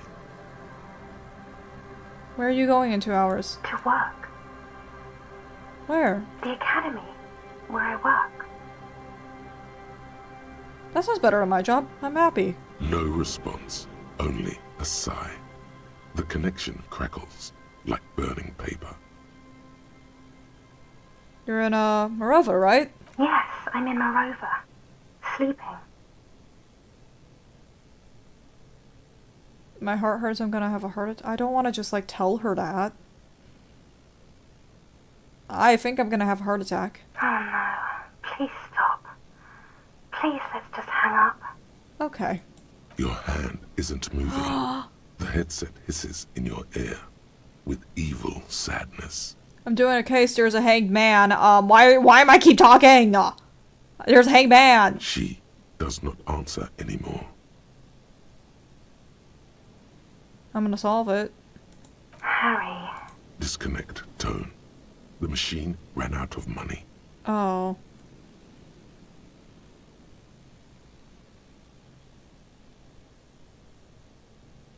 I think we're good. I think we're good. I think we can leave it there. Let's go get our gun back, yes? Let's go get that gun back. Let's go get that gun back. This is a distinction of how I see people react to this game. This is precisely where I see grown men end stream. Really? Interesting. To me, that reads like it's kind of those if you know, you know. Maybe it seems like what has happened here is this is someone that we know. You just called your ex-wife? Okay, that's what I thought. It seemed like he was calling someone from his past that he maybe had close relations with. And kind of seems like he's been harassing her before. And I'm like, ooh, that's a little yikes. A little yikes there. Maybe don't harass your ex that much. But it's me now. It's me in the driver's seat. So, you know what, Harry? You'll never have one ever again until you die. Don't worry about it, Harry. Don't worry. Listen, romance is not the end of the world. It's fine. Taps temple. Yeah. Look, I'm in the driver's seat now, Harry. It's okay. I got you. I got you, Harry. It's fine. I'm in the driver's seat now. It's me. It's your boy. Don't worry. We're gonna be nice to women. We're not gonna harass them on 4 a.m. in the morning. Okay, we're gonna be nice, and we're gonna go get our gun back. By the way, on the topic of getting our gun back, let's maybe. I have a feeling this is not gonna end well for us. So let me see what I've got here, just so I don't fucking wreck my shit. Let's maybe. What do I have for shirts? I feel like suggestion's gonna be good, so let's keep that. Dress shirt logic? We can do logic, that's fine. Logic is fine. Do we want to wear the armor? I don't know if we wanna. What do we have right now? +1 logic, -1 of 40. What do we have for the glasses? That is. This is a tie that goes on the neck. What do you have right now?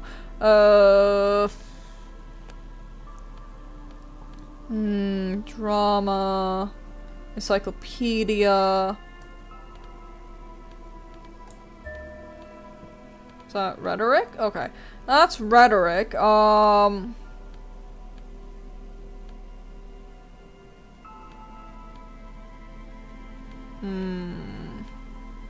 What do you have right now? -1 perception. That's not great. Inland Empire Felician. What's my rhetoric at currently? What is rhetoric's at 7? I can tank that. That's fine actually. I don't mind. Let's swap that out. Let's swap it out. Let's see. What are gloves? Interfacing, that's fine, doesn't give me a negative. What are your shoes? Empathy, okay, good. Pants, composure. What other pants do I have? Spirit to corpse, shiver. Oh, that's a fucking jacket. What are you looking at a jacket for, dummy? -1 ever for. I don't know if I like that. Composure. I like keeping the empathy on though. That's nice.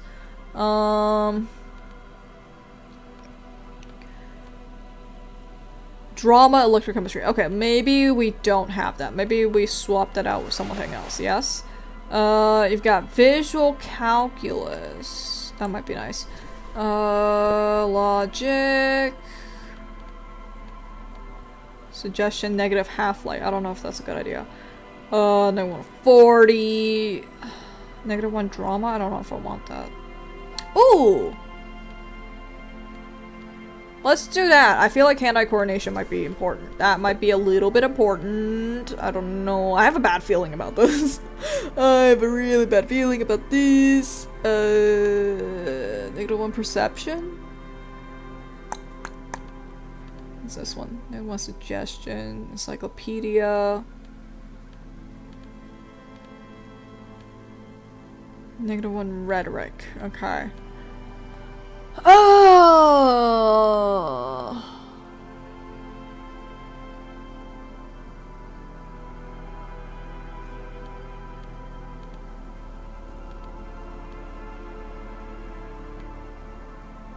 Let's do this. Let's try that, yeah? I think I can live with that. A 40 is the only one that's got a, One of 40. Okay, well, what else do I have? +1 empathy, negative 1 logic. I can tank it. I'll tank it. That's fine. I can tank that one. Okay, we're done playing dress up. Let's go.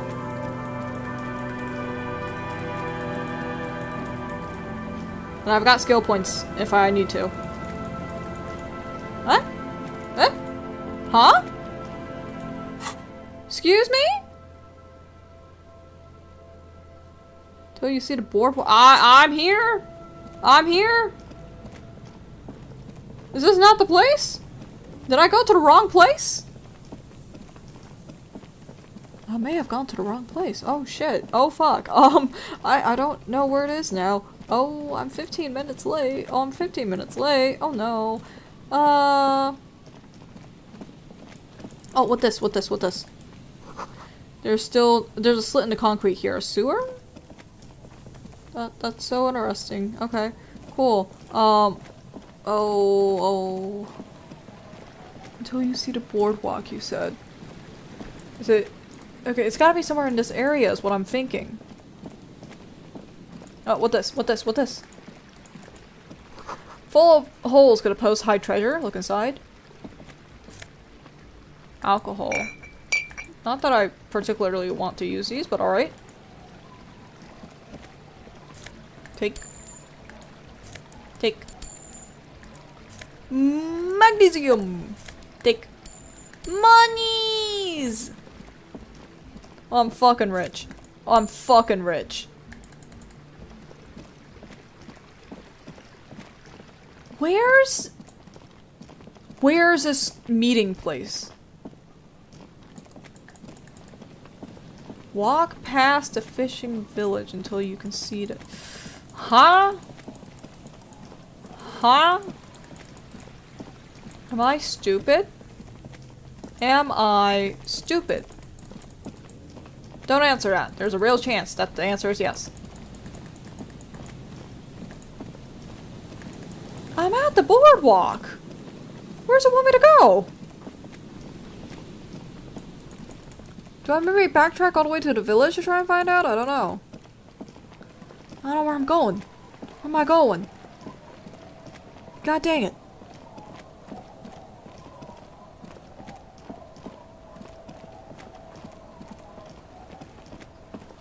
Where's the fricked up meeting spot? Am I dumb? Hold on.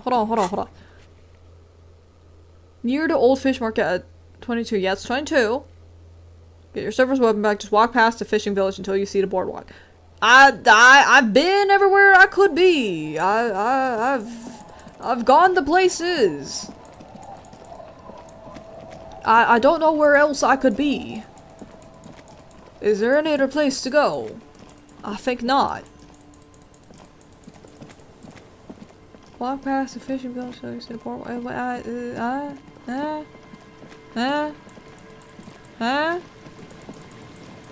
don't understand. I don't understand. Where am I going? Where am I going? That was a boardwalk, right? I'm not crazy? That was a boardwalk? Kim, that was a boardwalk, right? Kim? Yeah, I don't understand. There were the hey. The bit of that. The bit of that.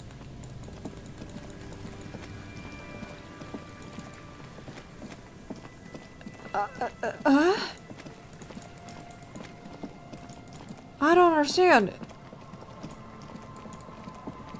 Is it church? Do I have to go in the church? I don't think so, right? Oh, what that? What that? What that?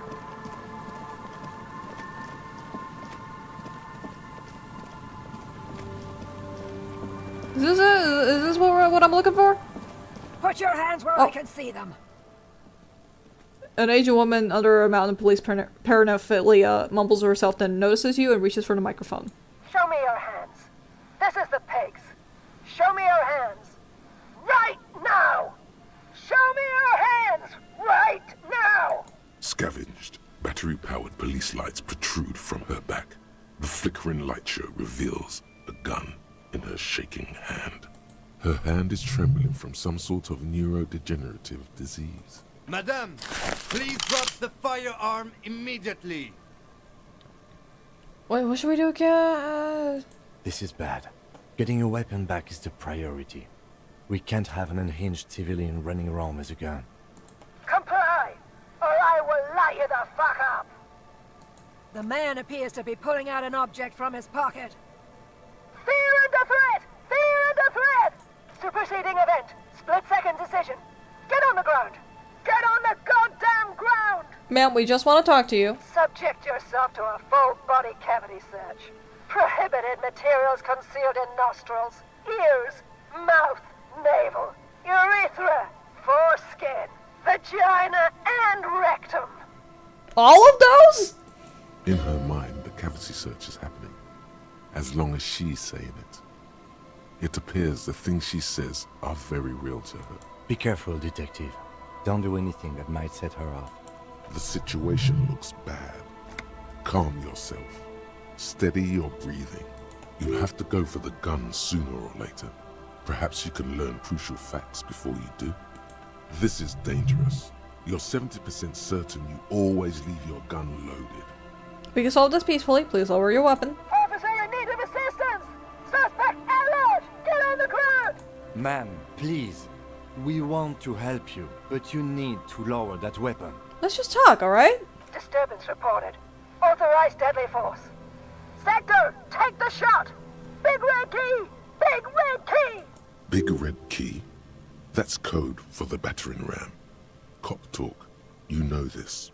Please identify yourself, ma'am. It's the goddamn police shitbag! Hug the pavement! You're under arrest! As she waves her hands, you notice familiar-looking ampoules and packets sticking out of the mountain of police gear on her back. Medicine? Or drugs? She thinks she's a police officer. Try treating her like a police officer. A lower-ranking police officer. Officer, pigs! W. Freighter Harrier Dubois requesting your sidearm for inspection. What?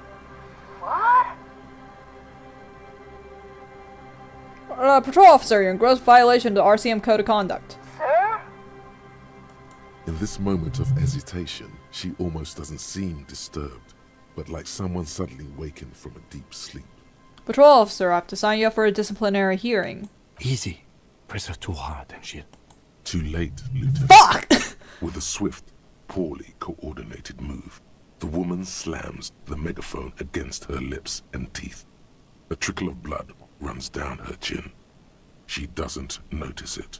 Officer compromise! Unlawful impersonation! Pigs en route! Engage your will! Okay. She's actually more agitated now. My bad. Are you on drugs? Confiscated contraband! Restricted access! 2 kilos missing! Eyewitness report compromised! I don't think she's on drugs. Being off drugs might actually be the problem here. I don't know if I would choose that as the thing. That's not something I would say, so we're not going to say it. Formidable 13, time to get my gun! Alright, this is how we do it. You hurl the tear bag in her face, already darting right, and immediately close the distance.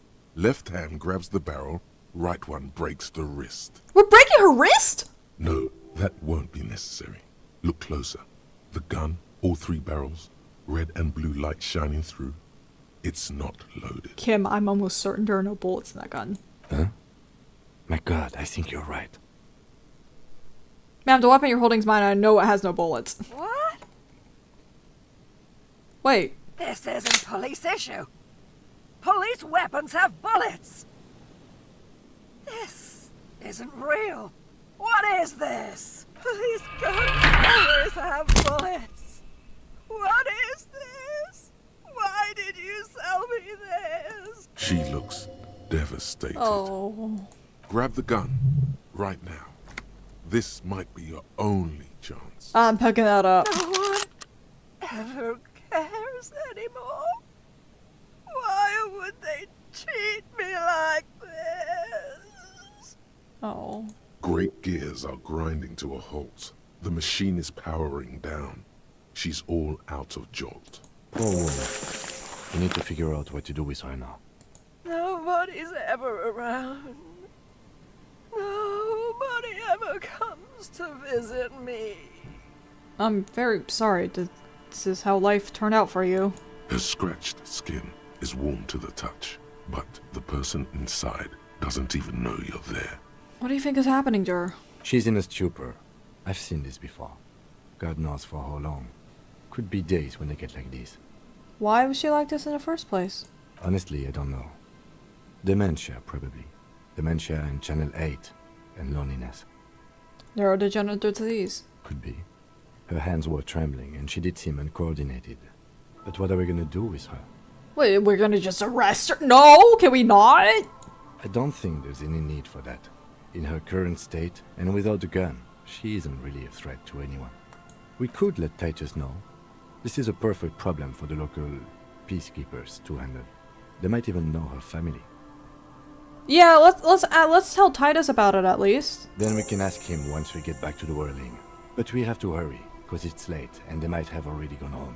But I think we're done here for now. Let's head out. This is done. Please, leave the radio on. Reflex to what? Being left alone. She stands motionless. Just a heap of clothes and fleshes now. Maybe if you search her once more. Oh.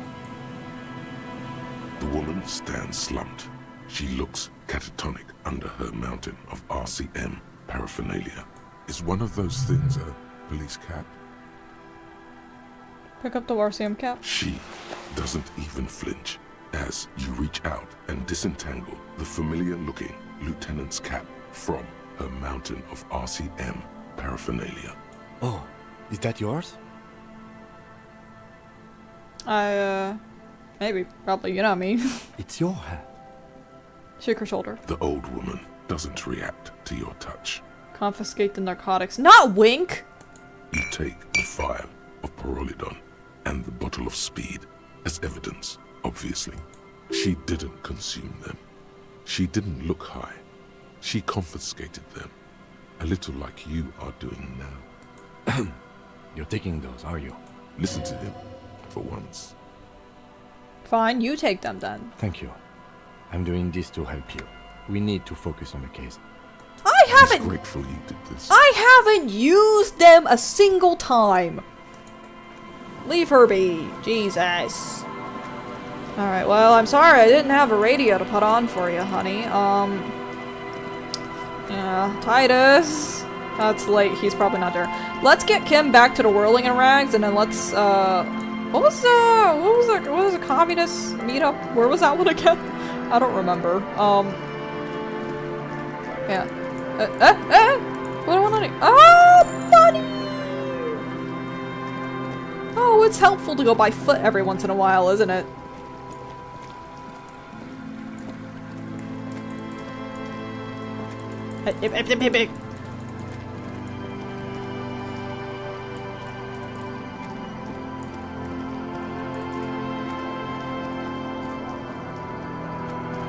Okay, how do I go back again? I don't remember.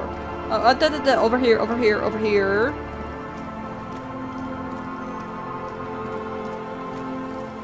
Okay,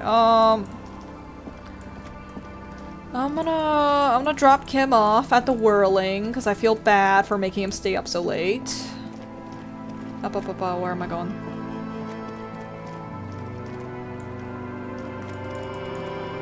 Is this the right area? I feel like this is the right area.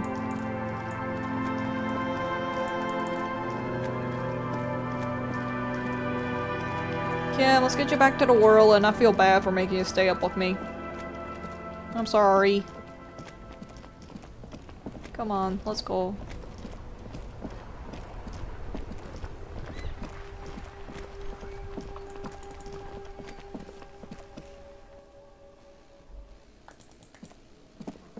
Oh wait, you guys are still here. What the hell?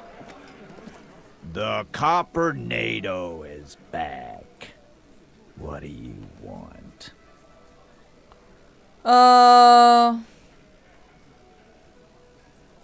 There's an old catatonic lady on the old fish market on the other side of the bay. She needs help. What's that, Copper? You want us to help little old ladies now? You're local law enforcement, aren't you? Helping troubled civilians should fall under your jurisdiction. Yeah. We'll send someone out. Who is? Wait. It's the pigs, isn't it? Yeah. God. Poor lady. Don't worry. We'll handle this. I think she got some family in Kurong or something. Bastards left her alone when she got sick. We've been getting complaints. Oh. Hey, wasn't Everard's B team looking for her the other day?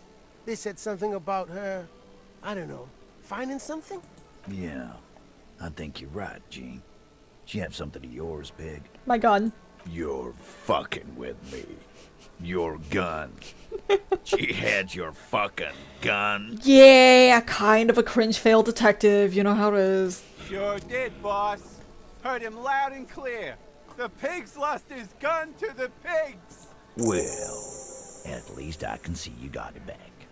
If you have any questions. What's her real name? Auntie LaPlante, we always called her. Something LaPlante. Marianne, amigo.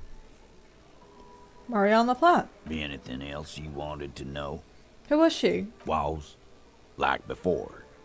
Just an old lady. Her kids moved away years ago. Never come to visit. Never took her calls. She gets out every now and then. She did right by lots of us when we were kids. Always was a little off. But still. Us kids? That must have been ages ago. She was better then. The children kept her together. How'd she get like this? Wanted to be a cop, you mean? Well, shit. I don't actually know. Anyone know why she started acting like a pig? No fucking clue. It's gotta be the crazy. Who'd want to be a pig?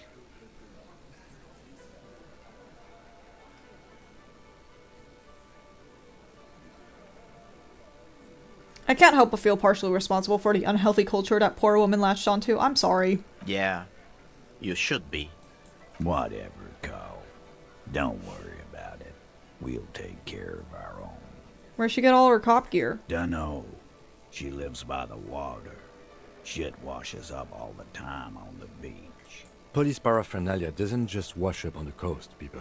It's not like we dump it at night. She bought it, collected it. Thanks for helping out with this one, Titus. No problem, old cop man. We take care of our mentally ill here in Martinez. Ain't that right, boys?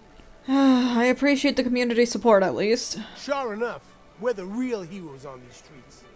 Hey, about that complex operation of Ruby's lorry, I think that's tied to another case I'm working. Nope. Next question. Okay. I want to go over a few things regarding Ruby's disappearance. Yeah? What? I'm sorry, Titus. Thank you for the review. Anything else you want, Cobb? Have a nice day. I'm gonna let Kim go back to bed now.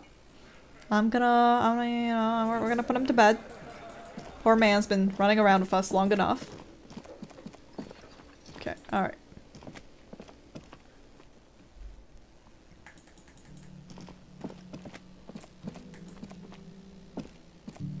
Oh, are you not gonna leave, Kim?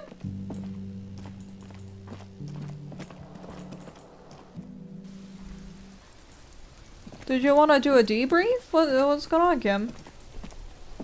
Yes? Oh, I was gonna be nice and drop you off. I was gonna be nice and let you go to bed. Do you not want to go to bed? Did you? Oh, okay. I guess he doesn't want to go to bed, guys. Oh.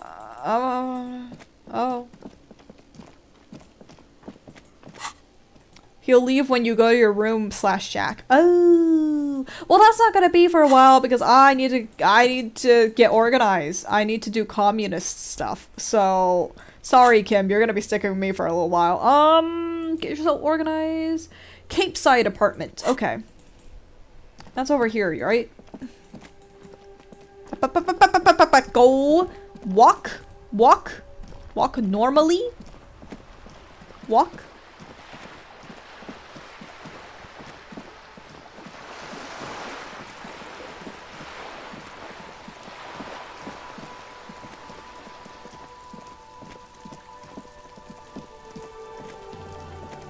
Okay, Cape Side apartments. I'm guessing you want me to go in here?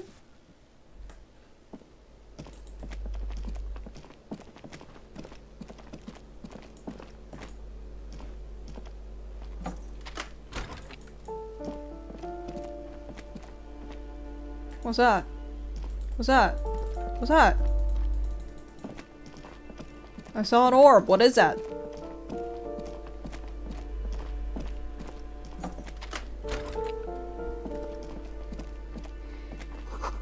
Kuno the writer is the name on the unfinished homework. Okay. Is that Kuno's actual name, I'm guessing?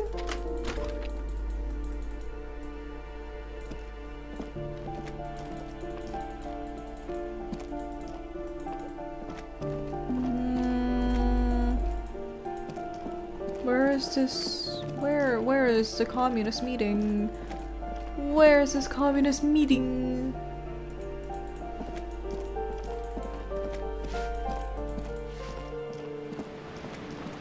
Where are we meeting with our communist brethren?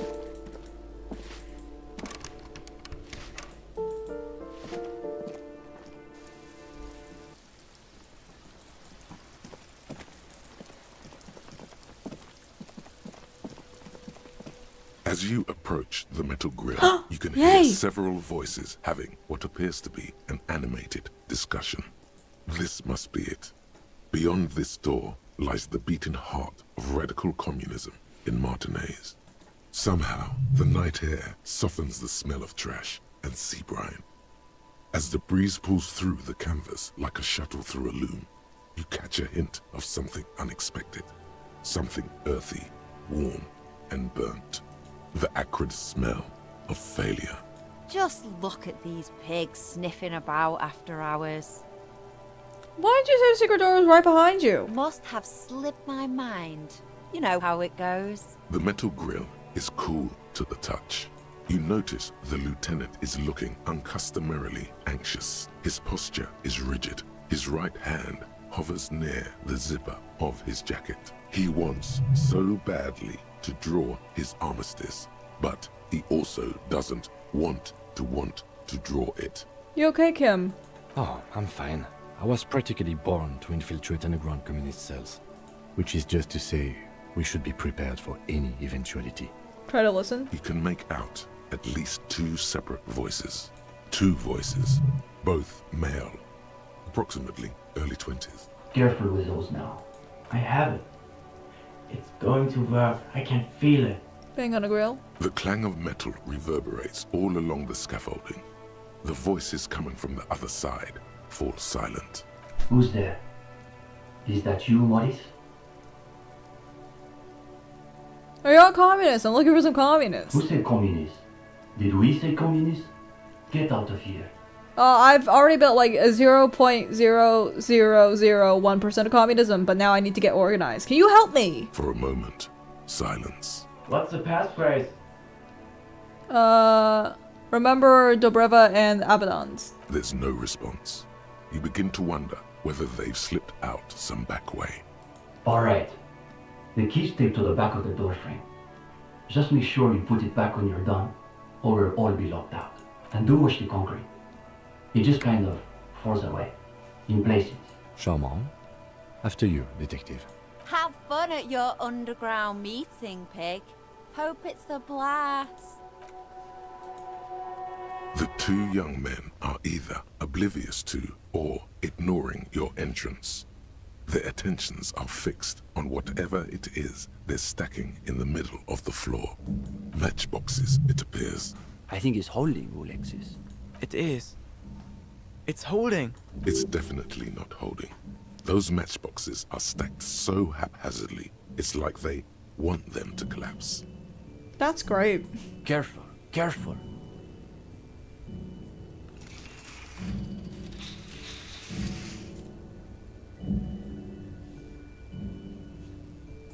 Damn, hardly any difference.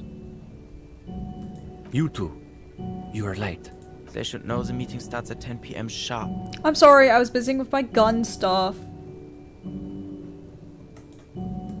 There's a great deal of tension in this young man's shoulders, more than someone his age should bear.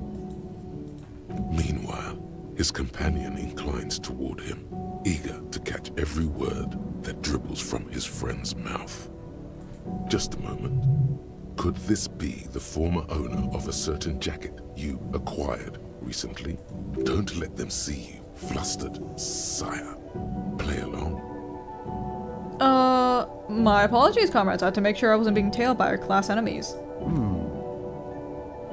We all have to take precautions, especially during these delicate times. What matters is that you've made it, and that you've done the reading.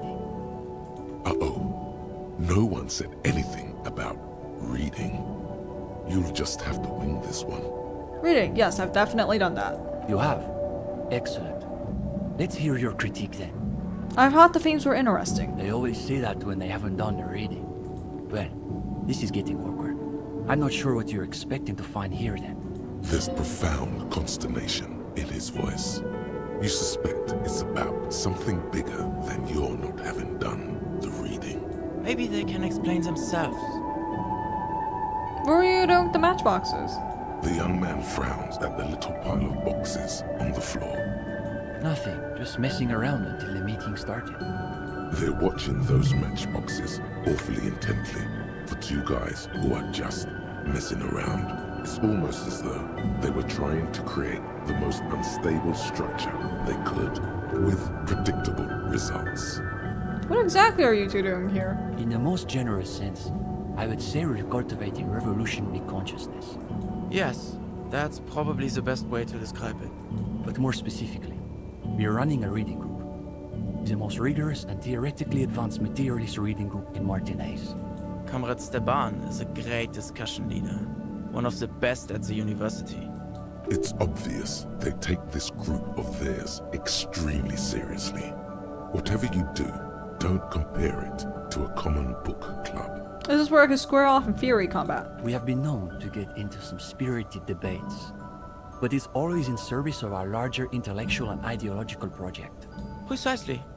We are not interested in senseless parroting. We like to read critically. Within the contours of Mazovian historical materialism, of course. Didn't realize you taught radical Masovian theory in the universities. Huh. As though you can call that problem teaching. One thing you learn quickly at university is that you're not going to find a real education in any lecture hall or discussion seminar. We are post-attendance, basically. Exactly. The only worthwhile part of the so-called École Normale de Revachol is the library. That's where we've made our greatest critical strides. I think I get the idea. Let me ask something else. Go ahead. Where's the rest? What do you mean? This is the reading group. It's just two of you? We're in something of a rebuilding phase. Some of our former comrades didn't have the ideological fortitude our work demands. What happened to them? Intellectual attrition is maybe the best way to describe it. Felix said he couldn't keep up with the reading on top of his classwork. And Susanna wanted to read text other than Mazovian theory. Like novels, if you can believe it. Imagine the audacity of wanting to read a novel in a reading group. Maybe you just haven't found the right group yet. We've tried recruiting new members, but unfortunately the current intellectual climate is pretty hostile to inframaterialist thought. These days, if you're on the left, the ascendant schools are the Godwaldians and their iconoclasts. Don't forget about Maurice and the turnips. Right. Then there was the whole turnip debacle. Whatever this turnip business is about, one thing is perfectly clear. These young students have a much deeper understanding of communism than you do. You could learn a thing or two from them. If you can convince them you're one of them. What's so bad about Godwallians? They're the most depressing school of communism. They love writing long books with a patina of Mazovian theory to cover up their cheap psychologizing. A gang of cheap psychologists and intellectual midgets.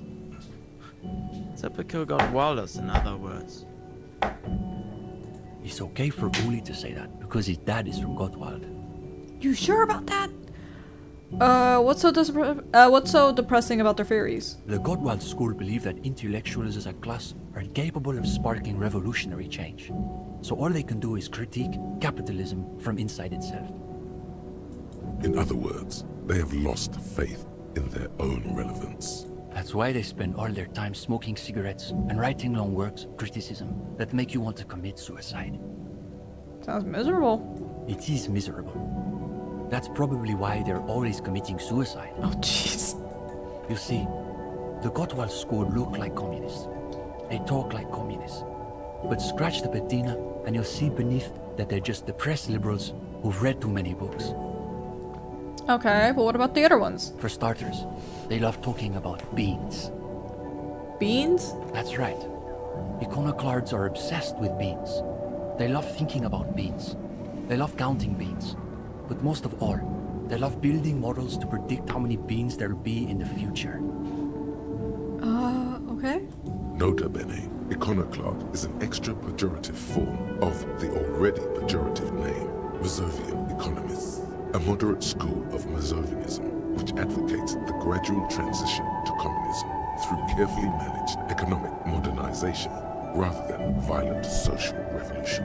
They're by far the most bean-centric school of communism. Didn't know bean-centric was a thing. Ah yes, the much maligned bean counters, ensconced in their think tanks and high-rises, believing they can save the world through a series of incremental, assiduously technocratic reforms. I don't get it. Are the beans a metaphor? If only. They've got all the beans accounted for in their asset sheets, their quarterly budgets, their future projections. But for some reason, there are never enough beans to go around. So we've just got to cut our bean rations in half. And next thing you know, there are budget cuts, so now we've got to cut the bean rations in half again. You see, iconoclasts claim to be communists, but in reality they're just liberals with hard-ons for spreadsheets. And what about the liberals? Are they liberals too? Of course not. The only people who actually call themselves liberals are mouth-foaming reactionaries. Basically indistinguishable from fascists. You'd need an X-ray machine to tell the difference. What about Cindy? Is she part of the group? Cindy is... how to describe her role? Something of an ideological auxiliary, perhaps. Yes, that's exactly how I would put it. And naturally, we support her radical counter-liberal aesthetics. But she refuses to submit an essay, so we can't call her a member of the group per se. That doesn't stop her from using the room for studio space, of course. Alright. Did you say something about turnips? It's an unfortunate story. You see, our ex-comrade Maurice is something of an economist. He's studying macro and microeconomics. And that's bad because... Oh, a real intellectual, it sounds like. Right. So a few weeks ago we were discussing the extra physical capabilities of the revolutionary state. And Maurice said... what were his exact words, Ulex's? It was unbelievable. He said, turnips don't care if they are grown by communists, moralists, or Vulcan. They grow just the same. Just a minute. Steban, Ulixis, why do those names ring the faintest of bells? Do they? You should get to the bottom of this, when you have the chance. Sure. Basically, he was rejecting the whole foundation of inframaterialist theory. What is this inframaterialist business they keep blathering about? You've never heard of anything like it. Remind me what that says about turnips again? Simply that under suitably revolutionary conditions, crop yields naturally increase relative to non-revolutionary crops, which Morris somehow has the gall to deny. Susanna said that he has been hanging out with some non-communists lately. For us, the question boiled down to, if you don't even accept the basic ideas of Nielsen and inframaterialist theory, why are you in the reading group? And this Nielsen is... question mark... Nielsen. Ignas Nielsen. One of Krasmazov's closest associates, Ingus Nielsen, was a leading political and military figure in the anti-centennial revolution. Today, Nielsen's reputation has waned in most parts of the developed world, with the exception of the People's Republic of Samara, SRV, where he is recognized as a founding father. His political philosophy is a variant of Mazovianism, called Nielsenist Mazovianism.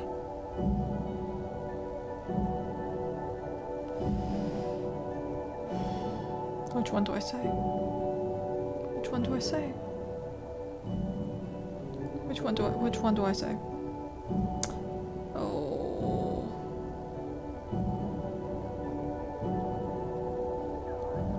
I think, because I'm not the kind of person that's all about, you know, the people, you know what I mean?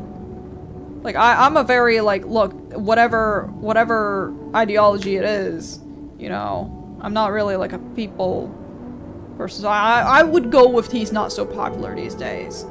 Only because certain moralists and their ideological lapdogs pretend to object to his more maximalist tactics, as though they've never committed any so-called war crimes.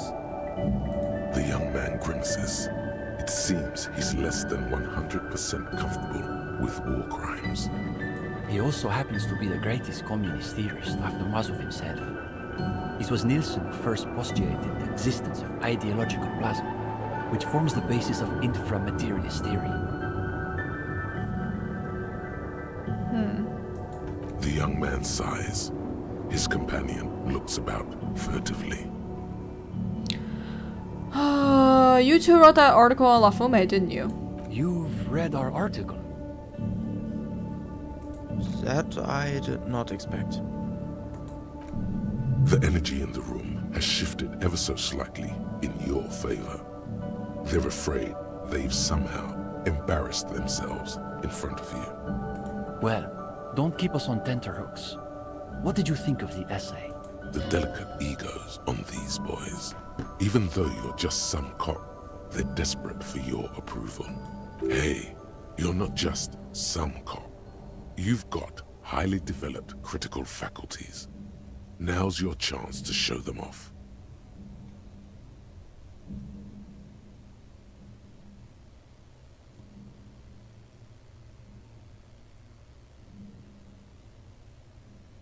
It was a good article. You should keep developing your ideas. Well, of course that's just an initial foray into the subject. We're hoping to return to it for a more substantial treatment next term. In any case, I'm glad our piece found its audience. That's always the hope with these things, you know. Are you accepting new members? We typically only accept new members once per semester. There's this whole process with essays and presentations on assigned topics. But given that we have some extra seating at the moment, I guess we could be convinced to expedite an application or two. Steban, you can't be serious. For these gendarmes? I am serious. As materialists, we've got to adapt to conditions as they are. Besides, he'll still need to pass the interview portion of the entrance process. Assuming he's even still interested, that is.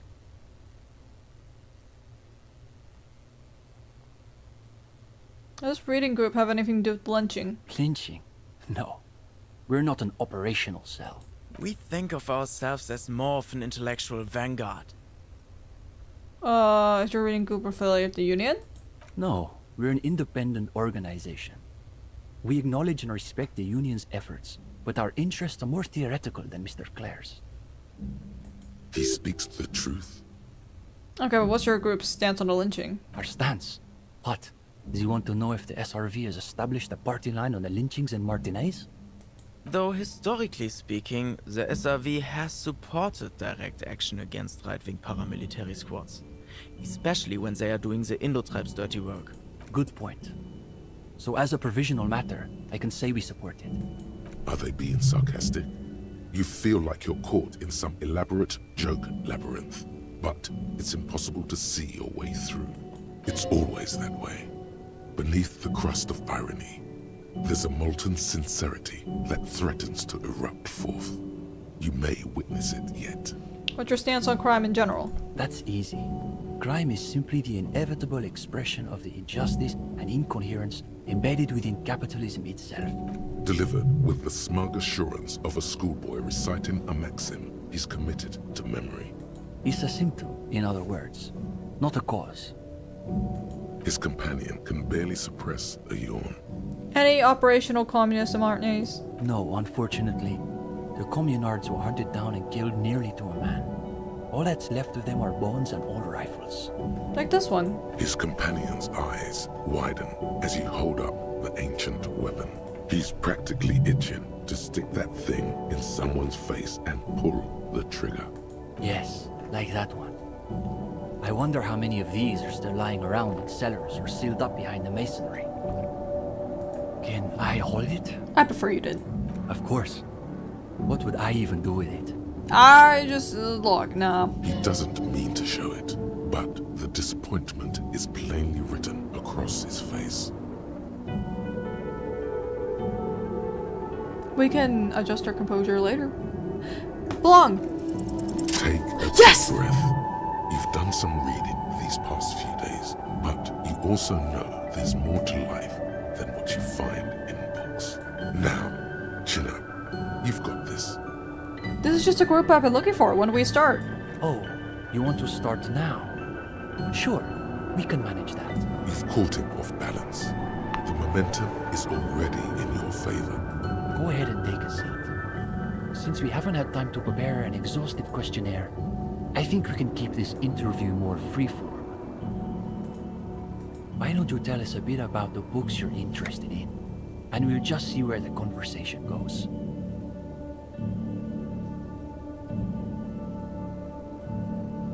Oh, look, guys, I gotta be honest, I may not have read many books, but that doesn't mean we don't have stories. Okay, we'll bite. What sort of stories are we talking about? I'll tell you about the time I woke up and completely forgot what money is. Oh, we're getting into the psychiatric pathologies of life under capital. Let's see where this goes. Yes, I'm rather curious myself. Thank you, Kim! You've got them. They're starting to loosen up. You're relaxed and in control. You deftly weave every piece of the story together. I'm just trying to imagine what it would be like to wake up with no concept of what money is. If you encountered it in a novel, you'd say it sounded like a plot contrivance or like a fantasy. But isn't the point that money itself is just a collective fantasy? Perhaps. But it's a fantasy that pays for things. Like your hostel bill. That I cannot pay. No. It's just like Mazovrov. The freeman of the future will be he who awakens in perfect ignorance of capital. Wait, Steban, are you saying the gendarme is some kind of future communist? Yeah, sorry, we come from, like, we're too ahead of our time. Honestly, money is a lie, and, I wish for a world where we don't have to worry about that. Another quarter of an hour disappears. The conversation bounces back and forth. Whatever their pretensions, it's clear these two have been craving something real. Now you can sense things starting to slow down. Time to wrap this tale up.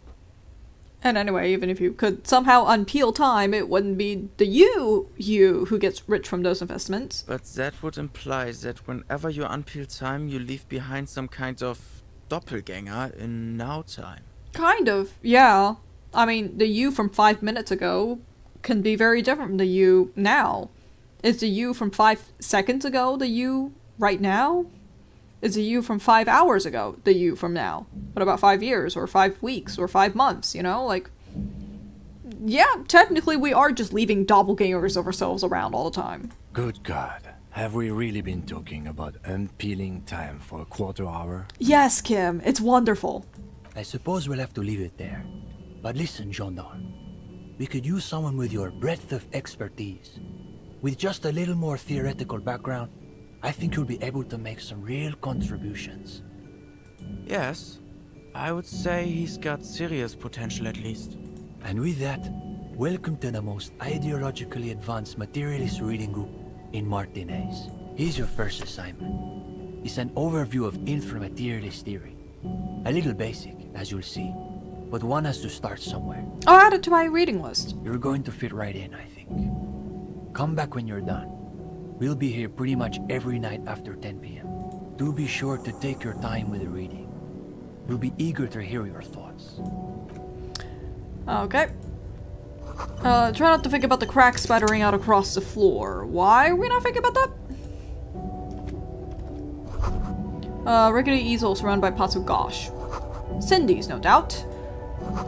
This one says, no war but class war. Poster reads, under the cobblestones, communism. Coffee. I'm actually not much of a coffee drinker.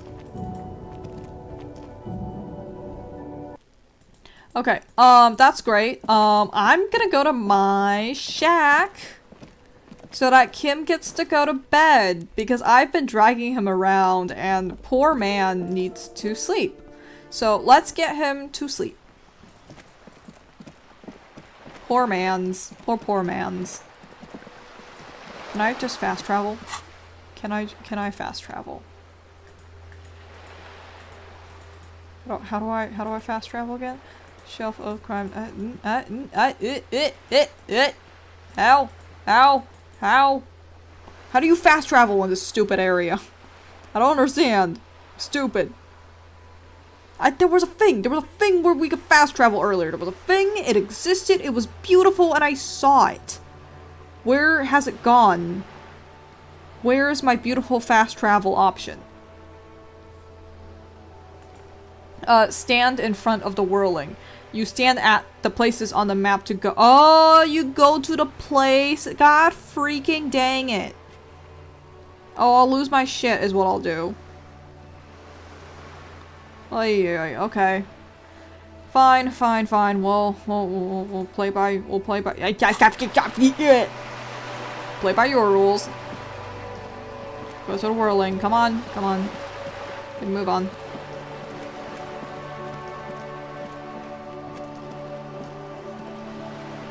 Harry, please. I know my mouse is not the best in the world, but like, answer to it, please. Okay, so should be here-ish. We're traveling to the shacks. We love shack. Okay. I go to my room, Kim. Sorry for dragging you around all day. It's getting cold. This late in the night. Time to call it a day. Good night, Kim. Thank you. Good night, officer. We'll meet in front of the shack in the morning. Have a good night. Love you.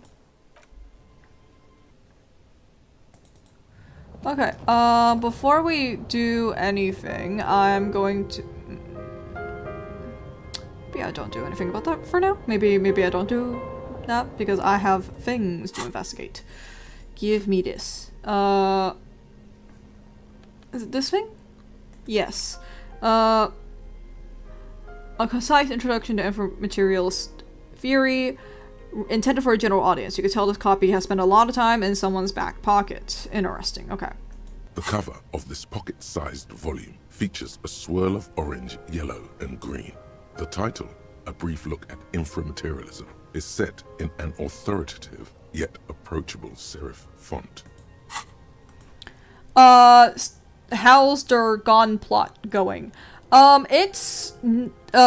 have the gun now. I do have the gun, actually. Let me check if I've, like, got it in my...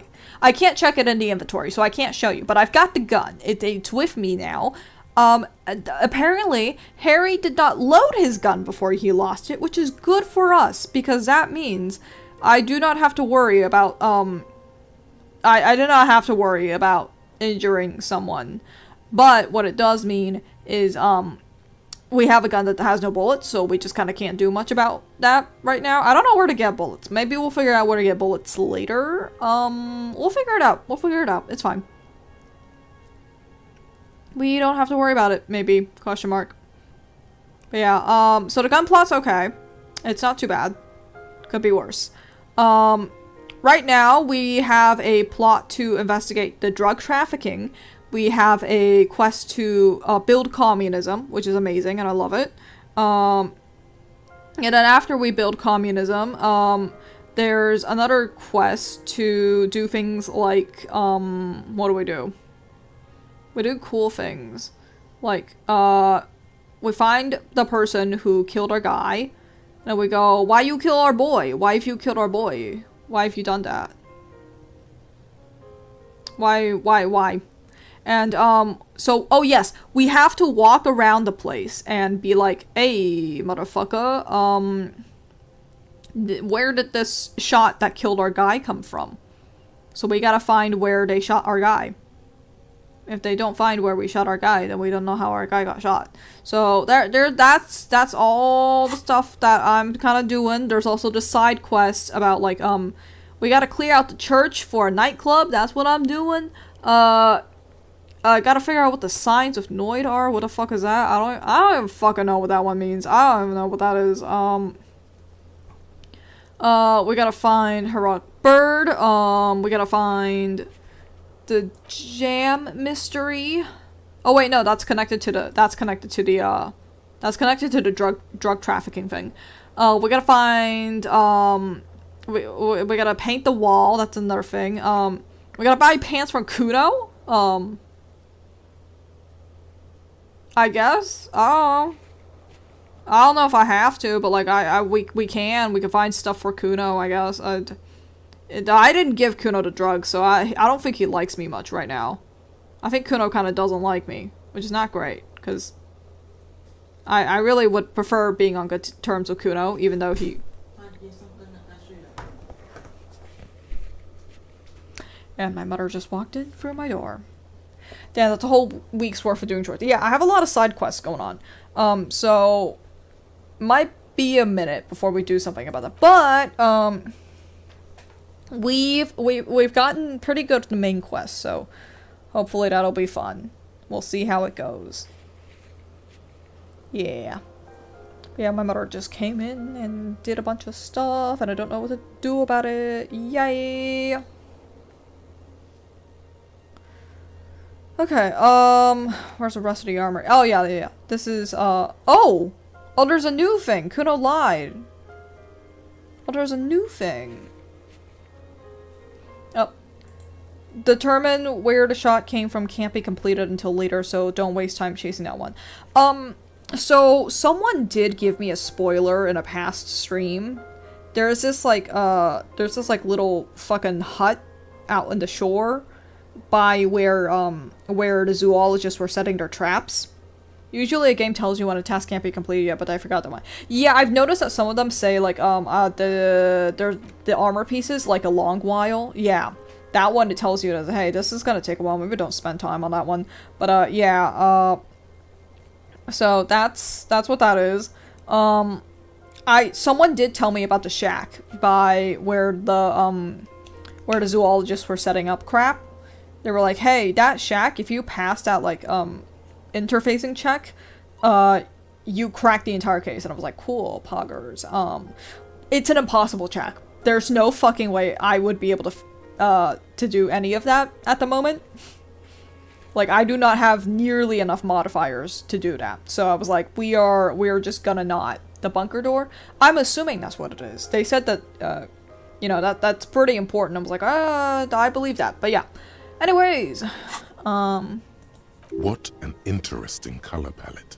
It's vibrant, yet somehow leaves you ever so slightly nauseated. Why? On the inside jacket flap, you find a brief summary. What is inframaterialism? a highly theoretical branch of Mazovian communism, a collection of mystical ramblings by a discredited revolutionary, or possibly both? Could be both. They were engaging in some tomfoolery telling you that. I'm willing to believe that because I have said before, I don't know much about this game. So I'm just kind of like going into it blind. You know, I'm going to get to it eventually. Like, regardless of whether or not I pass the check, regardless of whether or not it's important, I'll get to it eventually. And it's not a white, it's a red check, so, you know, that sounds like something I will have to do eventually anyways. Cool. This brief look, TM, introduces readers to one of this century's most fascinating and misunderstood theories in a concise, jargon-free manner. So far, so good. You turn to the table of contents. The guide itself is divided into several sections with seemingly esoteric titles like Effects of Plasm on Root Vegetables and Mental Projection and Transference. There's also a brief introduction about the life of Ignis Nielsen. I'll read the introduction. Known to his numerous admirers as the evangelist of the revolution, and to his even more numerous enemies as the apocalyptic Shrike, Ignis Nielsen remains one of the most controversial and fascinating figures to emerge in the years of the anti-centennial revolution, second only to Krasmazov himself. During his unparalleled life, he helped guide a revolution in one country and found a new state in another. Along the way, he committed some of the most notorious war crimes in an era famed for its atrocities. And yet, his most fascinating contribution to history may be the most overlooked. His theory of ideological plasm, from which his followers and successors developed the school of communism known as inframaterialism. Read the first chapter. If you're like most people, you probably believe that your thoughts reside in your brain, right? Not particularly. It depends on whether or not you believe in mind-body separation. Completely backwards. You think with your hands. Always have. I have no idea where some of these thoughts come from. This sounds more like a question for a psychiatrist. See also a brief look at psychiatry. But let's stick with Ignis Nielsen a moment. As Mazov's devoted comrade and leading theoretician, Nielsen was responsible for developing much of the intellectual foundation of communism. But his interests and speculations were famously wide-ranging. During his final years in exile, he produced, among other things, an early guide to home brewing, instructions for raising revolutionary children, plans for a universal pictographic language, and a detailed materialist critique of Dolores Day's chess strategy. A true man of ideas, equal to any of the great DeLorean polymaths.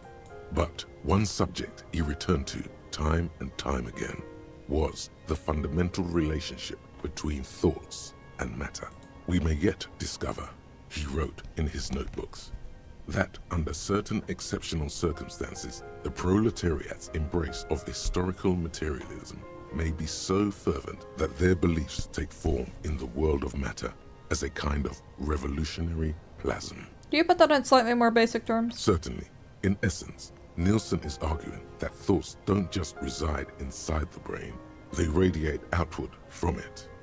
According to this idea, the brain is an ideological transponder, constantly emitting waves of highly politicized energy, which Nielsen called plasm. Wow. Whoa is right. What's more, Nielsen speculated that this plasm, when it becomes powerful enough, might begin to influence the material reality surrounding it. Hence the name, inframaterialism. Unfortunately, Nielsen passed away before he was able to develop these initial ideas into a full-fledged theory. That work was left to subsequent generations of communist theorists. Building on Nielsen's basic insight, these theorists reached a startling conclusion that a sufficiently revolutionary state might begin to exhibit certain extra-physical effects based on the amount of plasm generated by its citizens.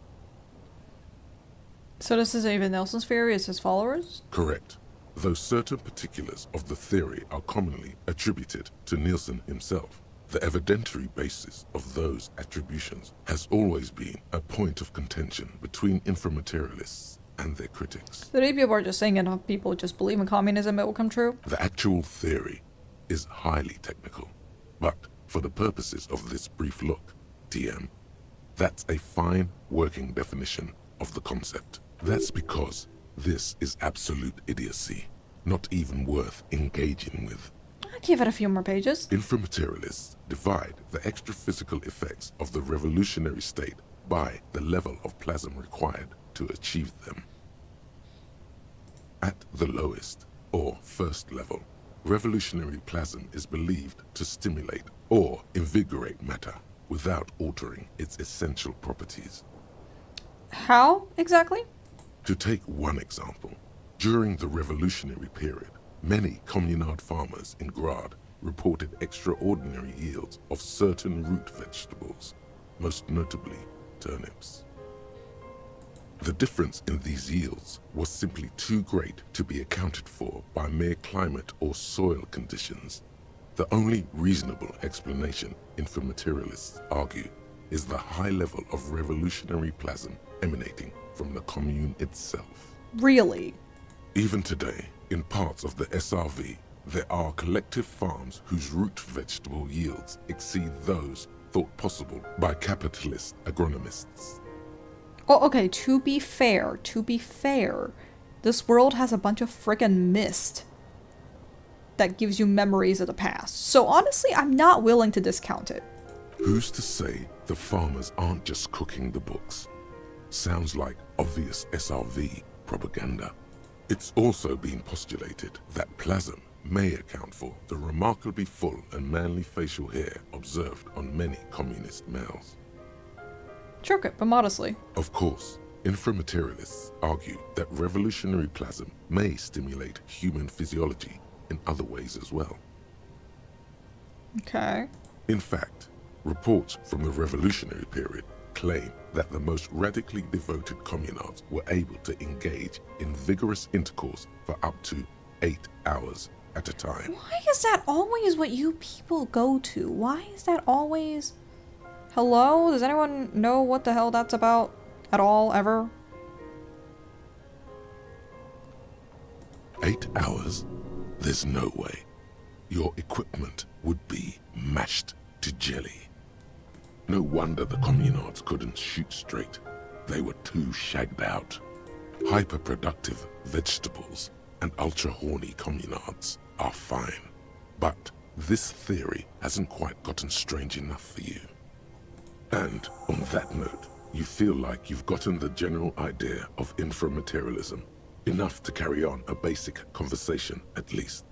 But if you'd like to go even deeper into some of the more speculative aspects of the theory, you could always read further.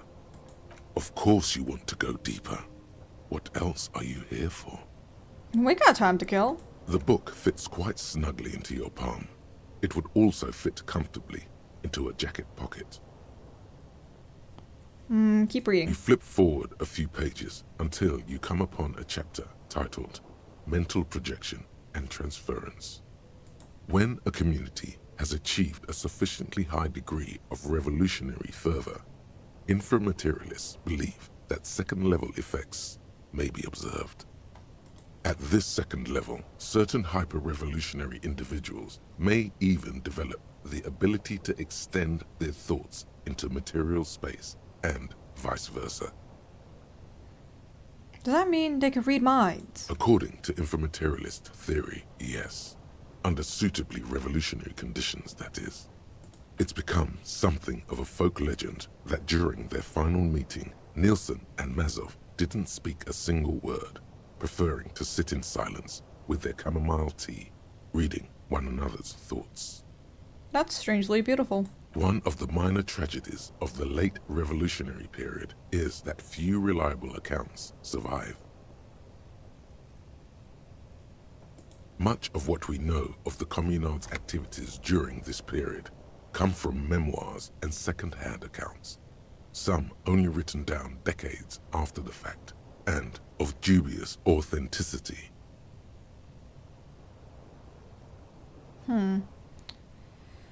So why do these effects only work for hyper-revolutionary communists? Because plasm has never been directly observed, the exact mechanism behind these effects remains entirely speculative.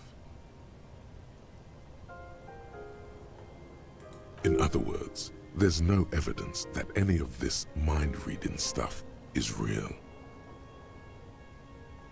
How can there be, how can there, English? Wait, if there's no evidence plasm exists, wait, if there's no evidence plasm exists, how can the theory be true? There we go, Jesus. Most inframaterialists would argue that the inability of skeptics to detect plasm is simply evidence of their own insufficient revolutionary enthusiasm. There you have it, a perfectly unfalsifiable loop. The theory is impossible to disprove on its own grounds, meaning it's hardly a theory at all. This should be more than enough for a stimulating discussion. That said, if you're still yearning for more, finish the book. You breeze through the next several sections until you arrive at the final chapter, titled A Communism Above Reality. When a society's revolutionary fervor reaches the third and highest level, inframaterialist theoreticians have postulated that the laws of physics cease to be laws. Cease to be laws. What do they become then? More like suggestions, according to some of the SRV's leading inframaterialists. Of course, it's impossible to say what exactly happens under these conditions. No known society has ever achieved the levels of revolutionary enthusiasm the theory seems to require. Some inframaterialists have even argued that it might require more plasm than humanity alone may be capable of producing. Are there non-human sources of plasm? In the SRV, there have been attempts to organize certain species of aquatic mammals, as well as a few of the higher corvids. But, as of this writing, only human beings have demonstrated the intellectual capacity for revolutionary communism. Has anyone ever gotten close to reaching the third level? There are numerous stories from Samara involving bandits or fascist mercenaries being levitated by farmers from the most ideologically advanced communes. Of course, few of these incidents have ever been rigorously investigated or substantiated. The form of these stories also recalls several well-known Samaran folk tales. In particular, the one commonly known as Clever Oleg and the Flying Magistrate. Among known attempts to channel third-level capabilities, the most well-documented is the curious case of Coalition warship Debutante. I've got to know what that's about. It concerns an interesting series of events that took place during the invasion of Revachol. As Coalition forces made landfall, a cadre of Nielsen's most fervent acolytes attempted to compress a Coalition aerostatic with their collective will. According to Communard law, these acolytes positioned themselves at the top of a redoubt just over the bay of Revachol. From that vantage, they proceeded to visualize pinching Coalition warship Debutante between their fingers, a gesture believed to assist in the extra-physical materialization of their thoughts. Did it work? The acolytes, along with the redoubt, were vaporized in an artillery strike before the process could be completed. It's been said, though, that in the weeks following the battle, the captain of the Debutante noted an increase in incidents of crewmen striking their heads on unexpectedly low bulkheads. Of course, colorful anecdotes only scratch the surface of what inframaterialists believe may be possible in a truly third-level society. What would a third-level society even look like? Some have theorized that such a society would be fundamentally unrecognizable, lacking many of the institutions we typically take for granted in advanced societies, including organized governments, financial institutions, and law enforcement. Oh. Did that book just say there's no place for you in this future? Others have argued that people living under third-level conditions will be immune to such infirmities as hunger, disease, and mental illness. In some of his later writings, Nielsen himself speculated about the potential for an extra-physical architecture that disregards the laws of bourgeois physics and instead relies on the revolutionary faith of the people for structural integrity. Sounds like a bad figure design building's based on. Nielsen called it the highest expression of communist principles, a society whose literal foundation is the faith of its people. On the following page, you come across a few black and white reproductions from Nielsen's own notebooks. One sketch depicts a government ministry shaped like a great inverted pyramid, a hectare in width at the top, balanced atop foundations the size of common apartments. Another depicts a leaning tower wrapped in a dramatic helix. The caption beneath it reads, "The Tower of History." Something about that tower looks awfully familiar. Could it be that's what the students were trying to recreate with the matchboxes? Possible or not, there's something beautiful about this idea. Is there any more? There is no more. You've reached the outer theoretical limits of communism, and in less than 200 pages. If you'd like to read further, may we recommend a brief look at Occidental architecture? Put the book away. Alright, thank you very much. That is our gun. That is our gun. That is our gun. And we're gonna go to bed The bed is now. comforting, if a bit run down. Still, you've earned a rest. Go to sleep. We're gonna go to bed. The bed underneath you is soft, if lumpy. Waves wash the sand underneath the hut, then grow distant to your ear.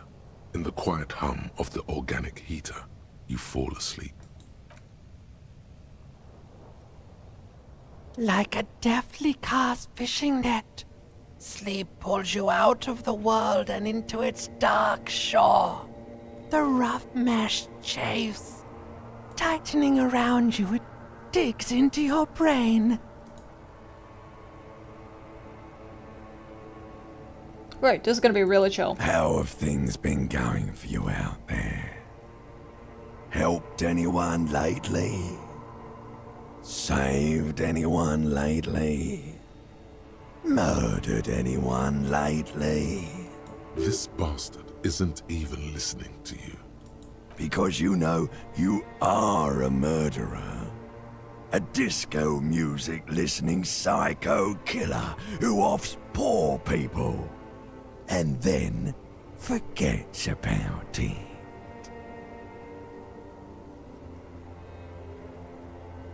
Okay, so I'm a murderer and that's bad. Hear that? He doesn't even flinch. Iceman doesn't care about killing people. That's nothing to him. Blackwater, under the bridge. The thing he's really scared of is much, much worse than that. What is it? Don't tell him, sister. It's too bad. Why are you doing this? I just want to sleep. I can almost see the dark. We're trying to help you.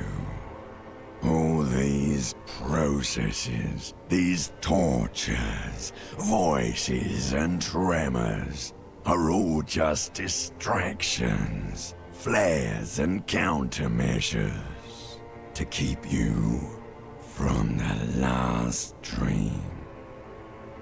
The worst of them all. Last dream. The last dream will be total annihilation. Cinders peeling off the fuselage. We won't be there to help you anymore, Harry. We will be dormant. You will be naked and alone. And the air will smell of apricots. Of hell. An ancient sadness, brother. 10,000 years later, in front of the video rental. There is a warm breath on your face again. Everything is okay again. Everything is so okay. Doesn't sound like it'll be. Your eyelids flutter open for a moment. When you close them again, you sense the light of the room around you. You're back. In 2 seconds, the alarm will ring. The last thought in your head before waking is, maybe you shouldn't have seen that stained glass window in the church.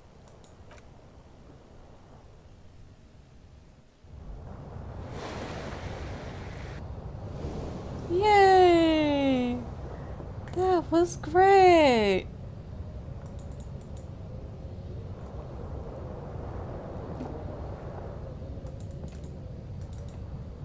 Okay, before I do anything, I'm gonna grab Kim. Kim! Hi! Good morning. Well, I just wanted to talk to you for a little bit, but okay. Let's save. Let's save. Because I feel like we've made some good progress today. It's been 3 hours. 3.5 actually. Been 3.5 hours. I think we've made some good progress. I feel like the more I progress, the more I'm gonna do something important, and I think it's probably better to save the important stuff for next stream before I cut it off here. Because I don't think I'm gonna be able to do the important stuff and then cut it off and then do the next part in the next stream. I think I'm just gonna save it all for next stream, and then we're gonna see where it takes us from there. So thank you all for coming. I'll see if I can get some ending screens on. I don't know if I got music. Do I have music today? I might have music. Let me find music. Oh, I got music. Okay, thank you everybody for coming. I appreciate it. Much loved. See you whenever I see you. I don't know. I don't know when I'm coming on next. But yeah, bye!